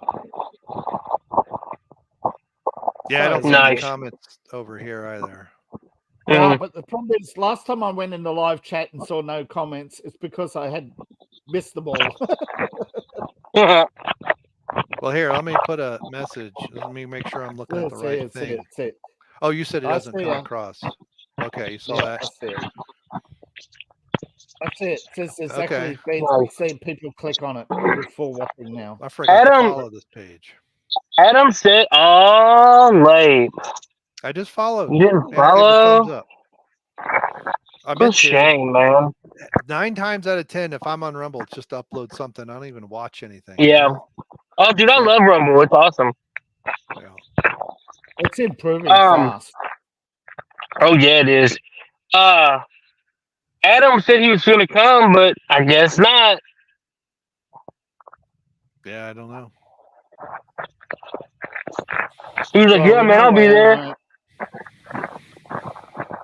I saw him with something with Etep posting today. I don't know what that was. Posted a picture on Facebook. Was that today? Oh yeah, I saw that. Yeah, Anime Night's computer fried, so he ain't gonna be there. Oh, did he just get some new stuff? Yeah, he just got a new computer. Oh, dude, I'm saying it's been less than a year. Yeah. He's only had it operating a couple of months. He's had it in. Yeah, because I remember when he got some parts, then he had to wait for something, and then he finally got it all together. You had to wait for the tower. Yeah. Man, that sucks. At least it's the tower because that's on warranty. Yeah. Oh, it is? Yeah, the tower's on warranty still. That's good. Well, maybe what got broke?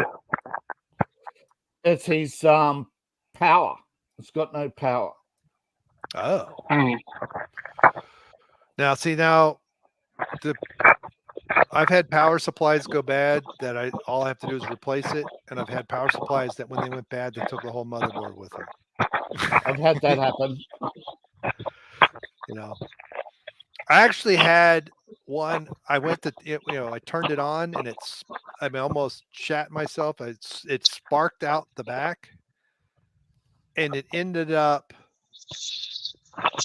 Obviously the power supply was hosed. The motherboard was okay, but one of my hard drives was fried. Yeah. So, damn. The CPU may have been whacked too. Yeah, you never know, man. That sucks. Yeah. So I think it's a fix soon. Yeah, yeah. I looked at that computer. I was like kind of contemplating getting it. Like, cause he told me, he was like, "Yeah, it's good, this, that, and the other." And I was like, "Okay, like I wouldn't mind." But like now, it's apparently, he's talking about how he's got all these problems and stuff, and then the thing like took a dump on him. Yeah. Yeah, I think the problem is not just. I think the problem is in order to be fast and well priced, it's just got, it's just slapped together really quick, as though it hasn't got adequate cooling and adequate power protection. Yeah. The power supply should have shut down automatically, and it didn't. Which blew the regulator. Yeah. Dang. That's the problem. That's the problem. I tried to fix mine with an external power regulator, and that doesn't work. Because by the time it picks up the spikes in the power, it's too late. It's gone for the CPU. Right. Yeah. Yeah. So, who knows? but I mean, every computer brand you can look up and find problems with. That's the problem these days. It's not confined to any one brand. They're all assholes. Well, And in part, you're going to blame the public for buying the cheap computer. And I honestly, like, because I really want a PC, but I don't know, like, I don't even know where to start. Yeah. Yeah. That's one of the bigger problems, is I don't know where to start. See, that's the thing. You have to have grown up with a brand, know how reliable it is, and sort of realize that reliable brands like HP also produce cheap shit. Oh, yeah. No, I won't do HP. Or like I've got an old HP as I'm using as a server, but like some of their decent stuff, it's quasi proprietary, quasi off the shelf, right? So you'll have a motherboard that is more or less proprietary, but you can swap out the CPU, you can swap out the memory, maybe you've got, if the right size, say tower, but then like the power supply will be some goofy ass shape. So if that thing goes out, you just can't pull it out and put a new one in. It's like, and or hard drive, the mounts are the wrong place. Yeah, that's the thing with this one is the mounts it has are slightly wider than your standard, so you have to get their brackets to put in the stupid thing. You can get, with most HPs use a 3.5-inch mount, but they use 3 screws. They use 3 front screws, right? So you got it mounted here, and you got nothing at the back, and then you got the cable back here. And because it's a short cable, you can't put in a standard drive. Right. Yeah. So they've made it multiple ways to screw you over to force you to buy HP. But HP's not the only one. Acer does it.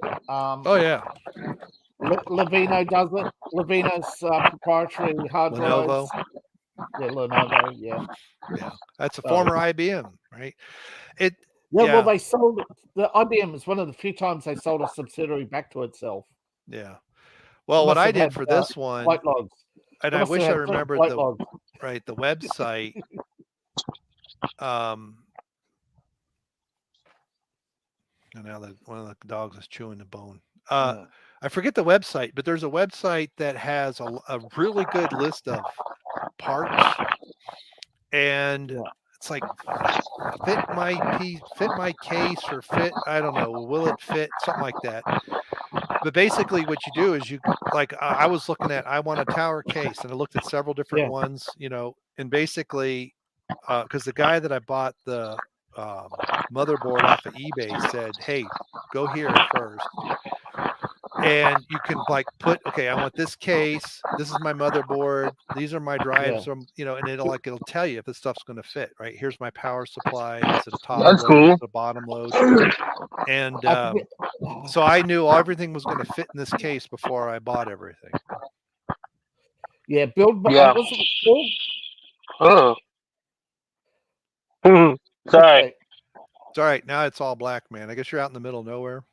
Build My PC. Yeah. The #1 part. It's called Build My PC. The #1 parts compatibility center. Yeah, that's it.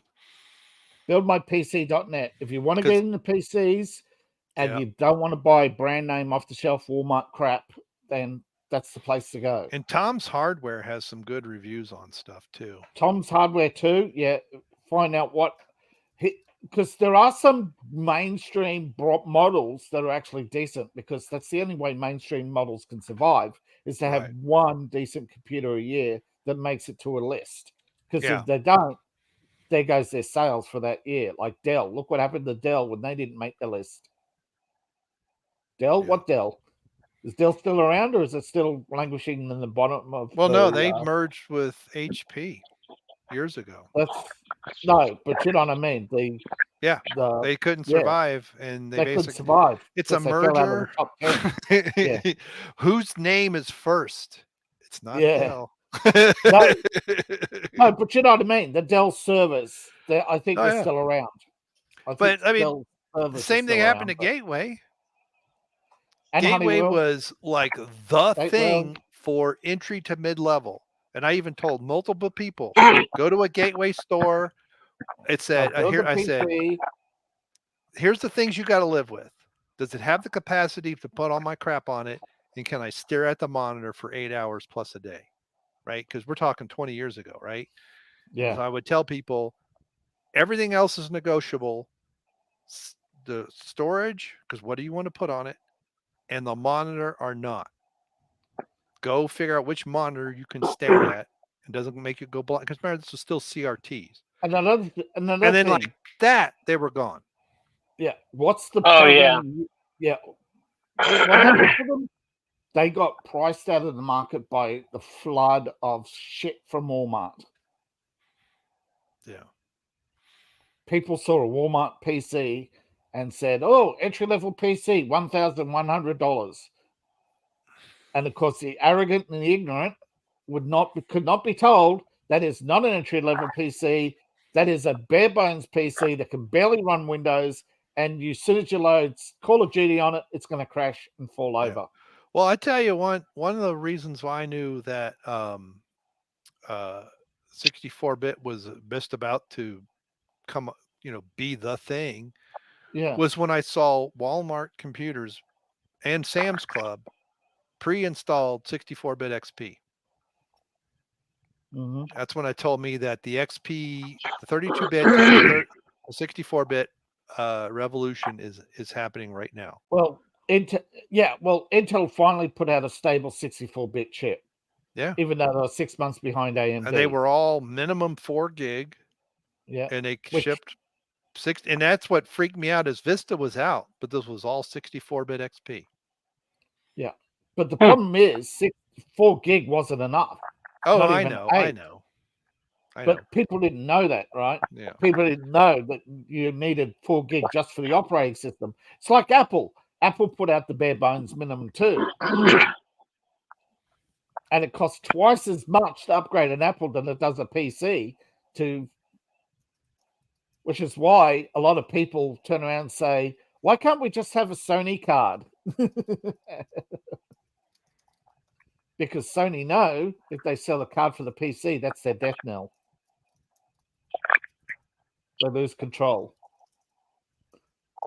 Sorry, I gotta get my wife up to date on what's going on. Yeah. Nice.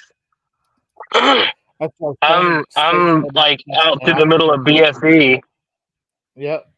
Yeah, I saw you get your light there. Hopefully you can still see the road, man. Oh yeah, it's angled up. I just did it so y'all could see me. Yeah. Yeah, it's reflecting off his forehead into space, so the Russians can track him. Well, see, I have my phone and my computer. This is one nice thing about having a Mac is I have my phone and my computer tied. So when she's texting me, I get it on both my phone and the computer, and so I can type responses on the keyboard. And I got an alert. Well, I mean, I can do that with my Lenovo. I got an alert yesterday that somebody in China was trying to use my Apple ID to log into something, and I said, "Nuke it." Nice. No, I am not trying to use a device. It's like sharing. Zhuhao, China, or whatever it was. I'm like, nope, that ain't me. Nope. Yeah. And then when I redid, it said, "Oh, because my internet comes through North Carolina, so it thinks I'm in Charlotte." It said, "Someone in Charlotte is trying to access your account." I went, yeah, "Okay, that's me." It's funny. I can get pinged all over Brisbane. It's never the same place, Well, there are times it's in New York or in North Carolina. There's other places, and then when I had that wireless stuff, depending, because it was like some small town in southeast Tennessee, like somewhere between Chattanooga and Knoxville. Yeah. And it would be it was like the same county, but it would be in 3 or 4 different towns in that county, depending on. Yeah, but I'm how it on. connected. I'm on the national network, and if the local router overloads, it reroutes you through different servers. Yeah. Because it's not made to service the population. It's made to service business only. We're an afterthought adding us to the national network. Yeah. But if you want decent, but it's the only decent stable internet we've got. You know, if you go with a retail provider, it might be cheaper, but it's so unstable and the speed's so unstable, you might as well go, yeah. I'm surprised. I thought only the U.S. had that problem where No, we got your equipment. Speeds were crap and the prices were 3 times. No, we got the same. We got your equipment, your and your business advisors. We got might as well install the U.S. ambassador as president because of the country, because it doesn't matter which government's in office, they're spending every other day in theirs.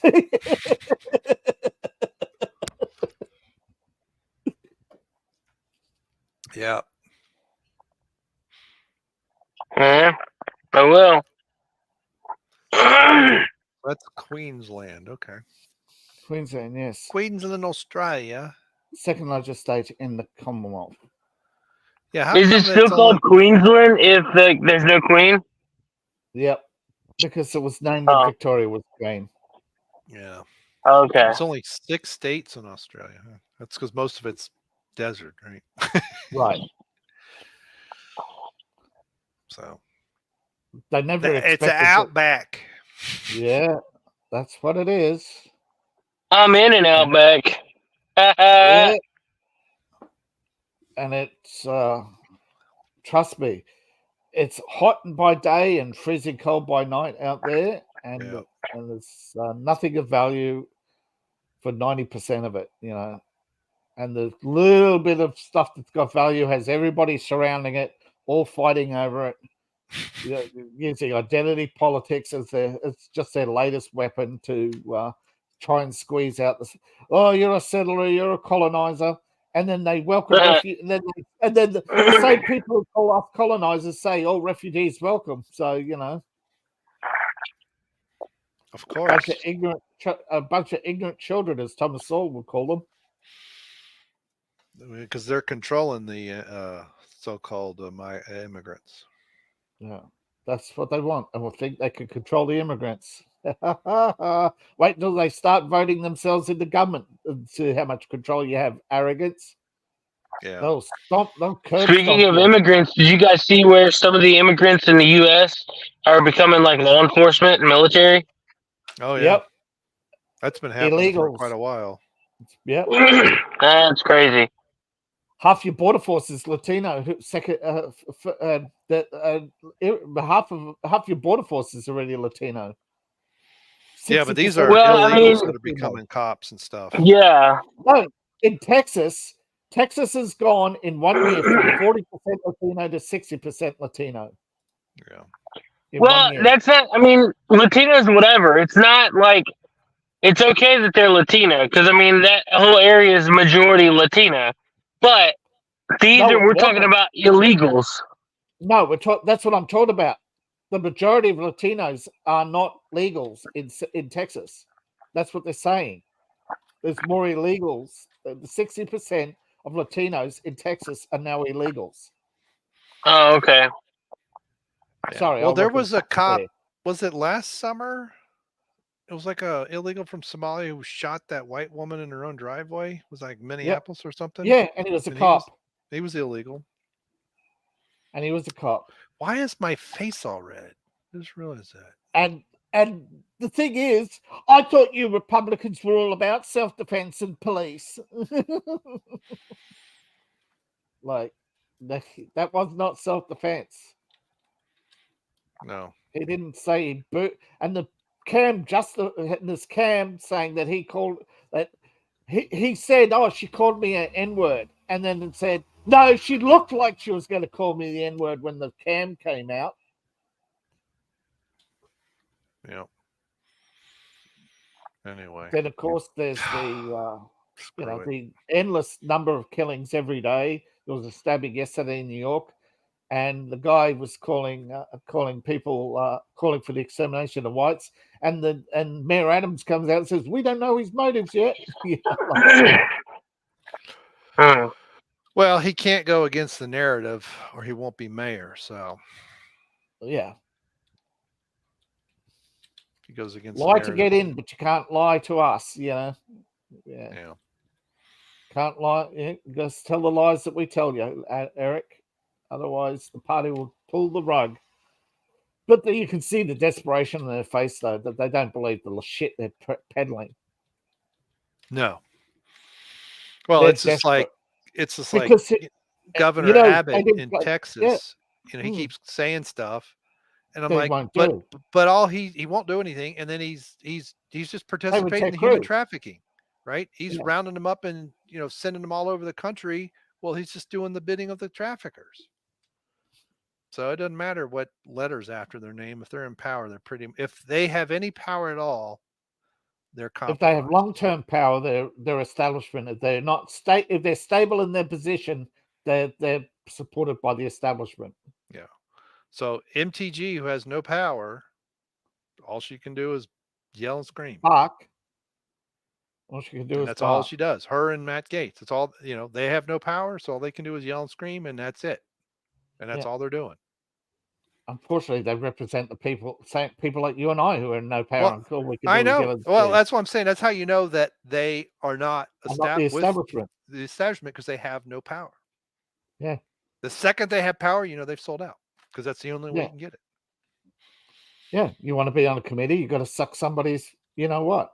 I did a video on this before about how the fact that they literally make people perform oral sex in order to prove their bona fides to do what you want. Yeah, there's all kinds of crap, but I don't want to get into that. No, I'm talking about in general, but they literally force people to humiliate themselves. Which is why, in my view, there's no stopping it. We just gotta, I look at, a lot of time, we kind of got started trying to talk about entertainment and stuff like that, and no matter which way you go, general, but it's like people, I don't know how many times I've seen on Twitter in the last 6 months. Why does Disney keep? And I even see this on Facebook and the Geeks and Gamers and all these, these people will post in these groups, and they're like, why is Disney still doing this? Why is the Hollywood still? It's like, because they can print all the money they want. They have, there's no end. This is not about making money. This is about power, transforming society and collapsing things. And it's like, yeah, it's endgame. Last year's Top Gun was an anomaly, right? And people, it was a movie that was the reason why Top Gun, they couldn't stop Top Gun, is because Tom Cruise, and after all the producers walked out on him, Tom Cruise's good friend at Scientology came up with the rest of the money. Right. Well, and they also made it a few years ago. I get it, and COVID delayed its release, but for a couple of years. But they wanted to show off the Aurora without showing off the Aurora, to tell the Russians that it did exist, and they used the real jet. There wasn't a model. That was the real jet. They used the real thing to tell the Russians, this is what we have. We can crush you. Yeah. But, Guardians Chapter 3 or whatever the heck it was called was, was crap. And, delayed 2 years. It was in a can for 2 years, wasn't it? That was one of the best Marvel movies this summer, and it wasn't any good. And people are talking about, well, why do these, Brie Larson? Oh, no, Brie Larson has nothing to do with it. She's just the latest pawn. She didn't look at the face. Sure, if they want me to do it again, basically. Oh, yeah. But what my whole point is people are asking the wrong question. They're like, well, how, they know what they want. They're losing. It's all on purpose. They're losing money on purpose. They know they're going to lose money. And people, sold. He knew that Disney was going to lose money 6 months before they made the Marvels. He sold all his shares. Yeah. Well, but it's just what I'm just saying is this is all part of the narrative, the process, great reset, whatever you want to call it. Yeah. It's what's going on. They're just pure propaganda now. They're not interested in money. I guess Seth dropped out, or maybe he doesn't like what we're talking about. No, they're at the point where nobody can buy the companies out from under them because BlackRock, because they've got all the reserves, they've got all the gold, they've got all the artwork, they've got all the originals, they own all the studios. But now if they need more money, they'll just print it. Yes. Or worse, they'll just go into a computer and say, "Oh, look, Federal Reserve gave us $4 trillion. He's trying to reconnect." Yeah. Anyway, are you just going to be audio now? Biden.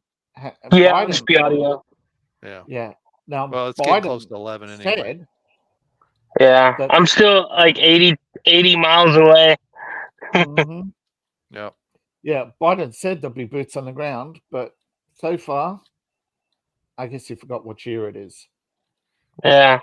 This was a fun idea for me to like drive down and drive back the same day. I was like, dude, I should have just got a hotel. Yeah. Were you down there for a podcast? Or yeah, I went down and got on their Patreon. They had a Patreon podcast. Okay. And we just kind of goofed off. I got down there about 3:45, 4 o'clock, something like that.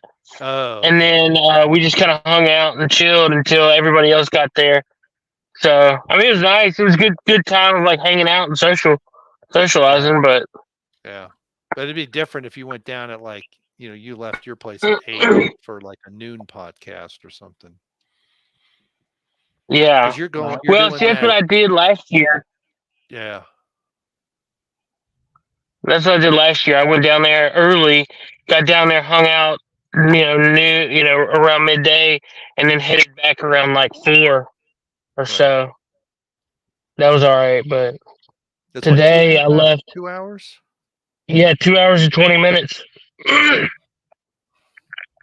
Today I left at like 1 o'clock. Got down there at 3:45. Yeah. And then left at 10. Yeah. I shouldn't have done that. Oh well. I've already had 1 cup of coffee.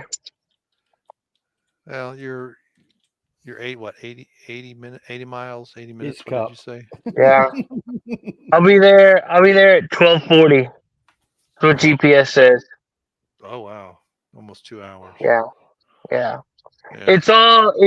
It's 80 miles of backcountry roads. So like I can only go between 45 and 60.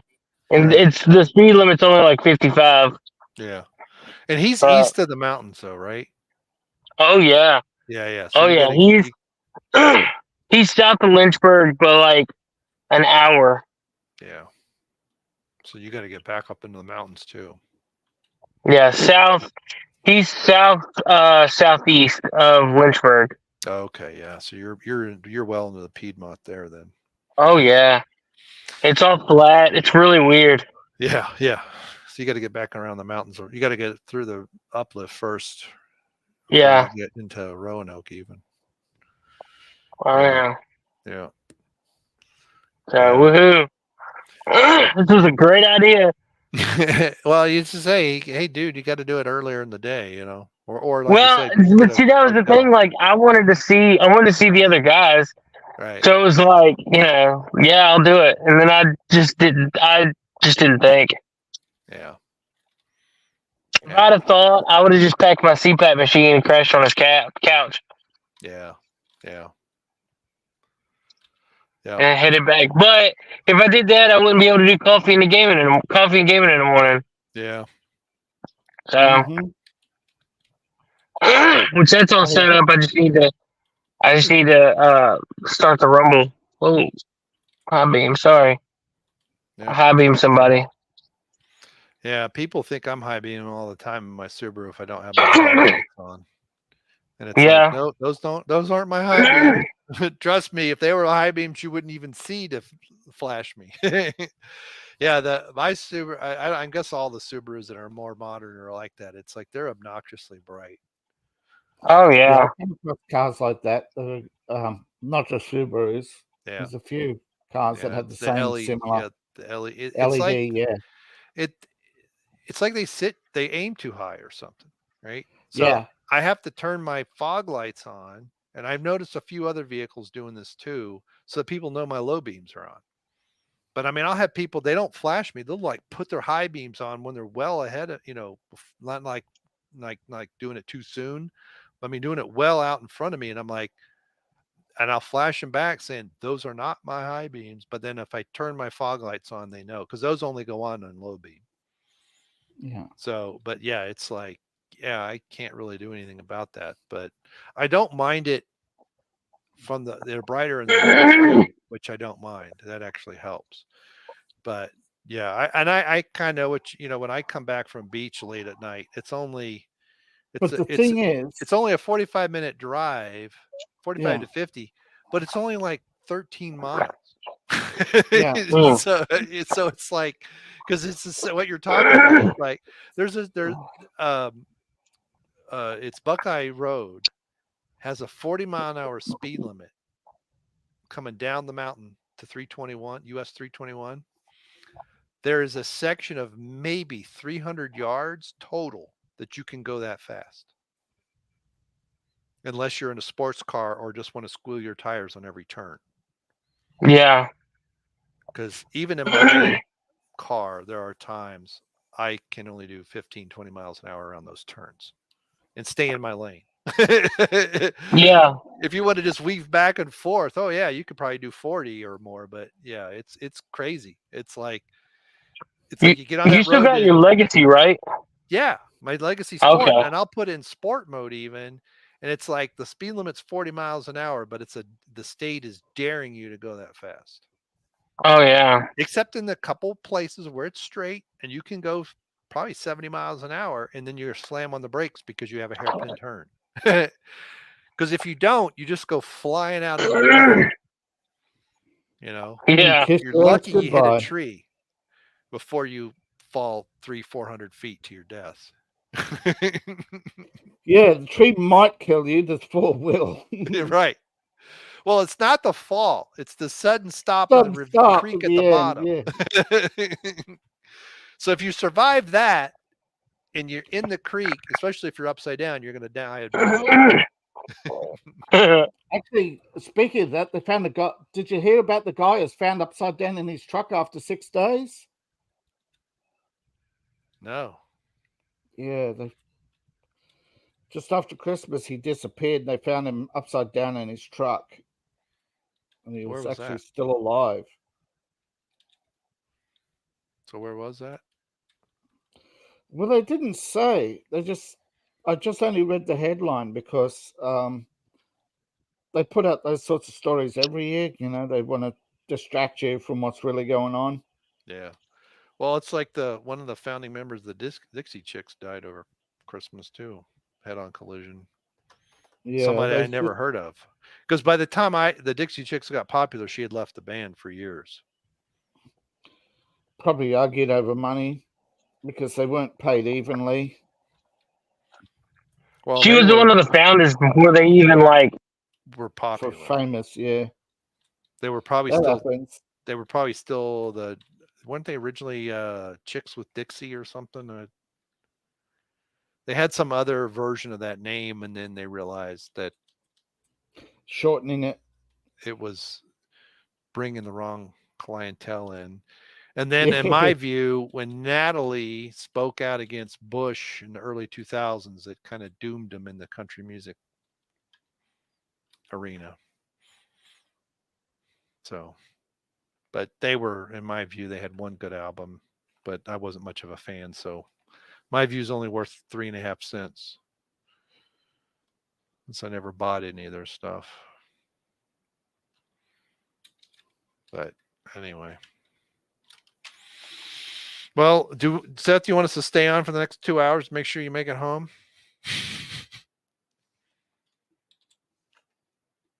Uh-oh. Sorry, dude. I failed to realize you dropped out. Same. Sorry, I'm just looking at the headlines, seeing if there's anything important that we haven't covered that's actually, other than the fact that nobody thinks that we're going to make it to end of January without something happening to the judge who wants to release the flight logs complainants. Again. Yeah. Yeah, that's just like it. This is like the why 6 weeks? If you're gonna release it. You don't announce you're gonna release it. You just do it. It's like that's like saying to the mafia, "I'm coming after you." Yes, man. What time? Okay, right. Boys, get the guns. Well, it's like how many people said, "Hey, you I'm don't gonna tell the mafia you're coming for them. You release just something do it. about the Clintons." In a month how many and a times half. have people said? Yeah, how many times have the people said, "I've got dirt on Hillary," and I don't. And then they end up shooting themselves in the back of the head.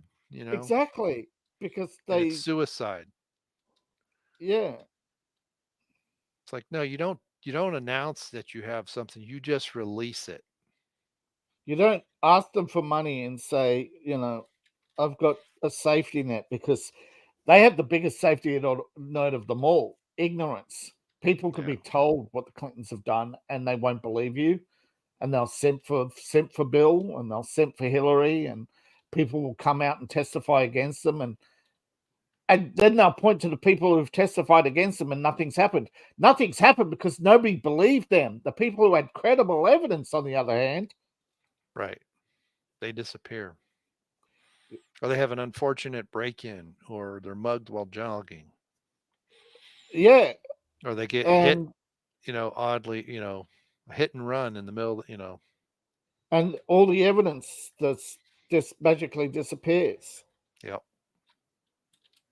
And it's a persistence of a pattern that they actually have a name for it, Arkansas, because it's not just the Clintons. It's been a number of state officials and other peoples in Arkansas that it's happened with.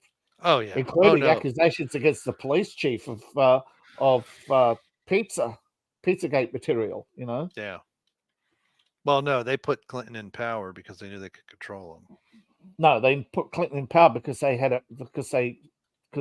the others had positions of power needing protection. Yeah, but he had sexual proclivities that they could use to control him too. Plus, he was also chosen by the elites since childhood, so he was raised and groomed to be put into power. Yeah. So, well, dude, I'm gonna call this a end of.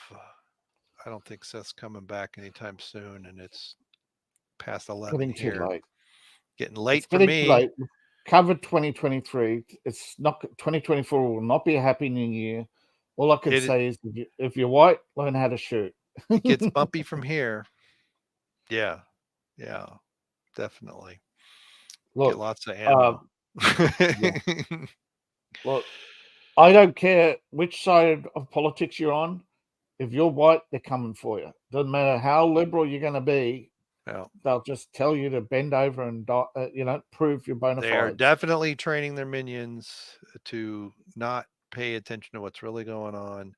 Look at all of the Civil War oriented stuff coming out. What did it take? It took Lincoln 10 years to convince the members of the Democrat Republicans that the Republican Party has to form, that the Democrats are planning a civil war. They're planning to attack the Capitol under the guise of the Mormons. They were going to use the Mormons and the Indians as an excuse. And they didn't believe him. Yeah. And after the third Indian massacre, they believed him. It took 3 massacres before they believed what was going on. But was that wasn't one of them? That's in Utah. There were 3 massacres in Utah. Yeah, there was something in Kansas too. Kansas, Montana, and Montana. They were stealing the cattle. In Kansas, they killed a few ranchers, but no, it was massacre of Indians in Utah. Yeah, that convinced the people to break from the Democrat Party and form the Republican Party, because up until then, it was pretty much assumed that America was only going to have one political party because Democrats would infiltrate every party and shut it down. Yeah, what was the Whigs, I think, before then? Whigs was a holdover from the British Empire. Yeah, the Federalists too. Yeah, those were the. But the thing is, the socialists have always been there. You've always had a socialist party. There's always been that 3%. Yeah. Only George Washington did not have an official party affiliation, and he even warned about partisan. Andrew Jackson. Andrew Jackson was the first one to declare a political party, and that went against the original founders' concept that they were going to do away with establishments. Yeah, because originally, because I forget which amendment created the party platform nonsense too, but originally it was whatever party you belonged to, if you were running for president, got on the ballot, you'd have 4 Democrats running, or Democratic Republicans as they were known then, and that was seen as 2 parties, but they were Democrat Republicans, Republican Democrats, but there were no official political parties. Well, you didn't have party platforms either. Yeah, you didn't have party platforms. You had merit. That's what they originally wanted. They wanted people to stand up and say, this is my qualifications and why I think I should be president. Because they wanted to do away with aristocracies of any kind. But Andrew Jackson wanted to bring back the aristocracies, and along came Admiral Clinton. Yeah. And again, this is why I'm torn on Jackson. He did some good stuff and he did some really bad stuff in my view. Admiral Clinton, who fought for the British, came along with his miracle wealth and pushed Andrew Jackson to the forefront, didn't he? Was Admiral Clinton? Was that and the cotton conglomerate? They were the ones who pushing Andrew Jackson. Was that? Yeah, I think it was Clinton. There was another admiral too that was doing some stuff. I don't know. They were one was British, one was French, and then they had the Free States. I thought Admiral Farragut was in there too. Yeah, somewhere. I said a couple, but but he may then have been you also had the cotton conglomerate, and they were the ones who then you had the British bankers, and they were opposed to a federal bank, and I think they managed to convince him that an American federal bank would be the same disasters that the British were having. Mm-hmm. But then again, as you said, if you look at it from a platform point of view, it doesn't make sense. But if you look at for how he was trying to appease his base, that he was still dependent on votes. He only had, because he had a narrow margin, right? Yeah, Farragut was more Civil War. Yeah, and I think it was Jackson too that promised the same position to multiple people too during his campaign. Yeah, and that was. You have that now. You have that now as commonplace. But I forget when, because originally the person in second place was vice president, and that happened for a while. Yeah, and then eventually, I think the first change was you were voting for a ticket, president and vice president, and eventually the parties made it, because I think it was post-Civil War, because it was Republic, because then that's essentially how they created the two-party system, was you had a party platform.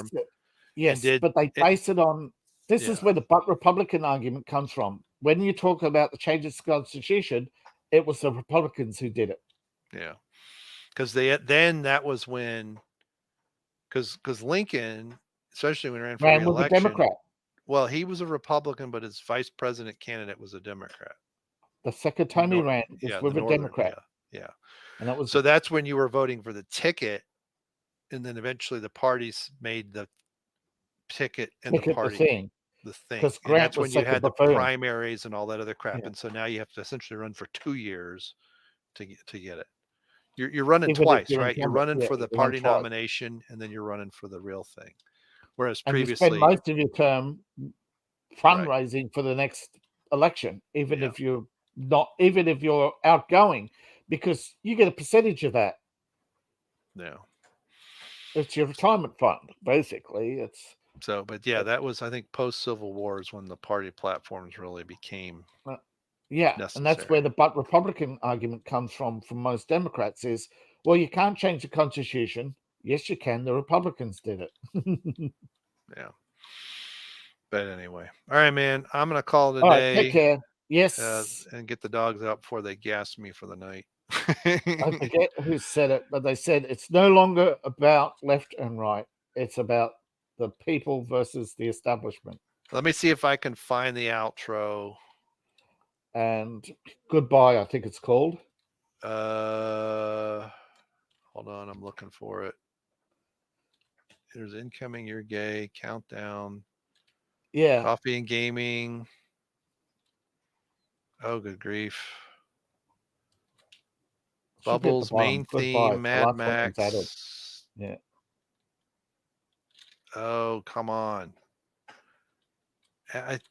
Sorry, I'm trying to do two things at once. That's my problem. I know I saw it before. Emotional damage. Super order. Maybe I need to do that. Exit vid. Oh, that's what it is. I think it's this. Bye-bye. Good day, sir. Later, dudes. Good night, Jim Bob.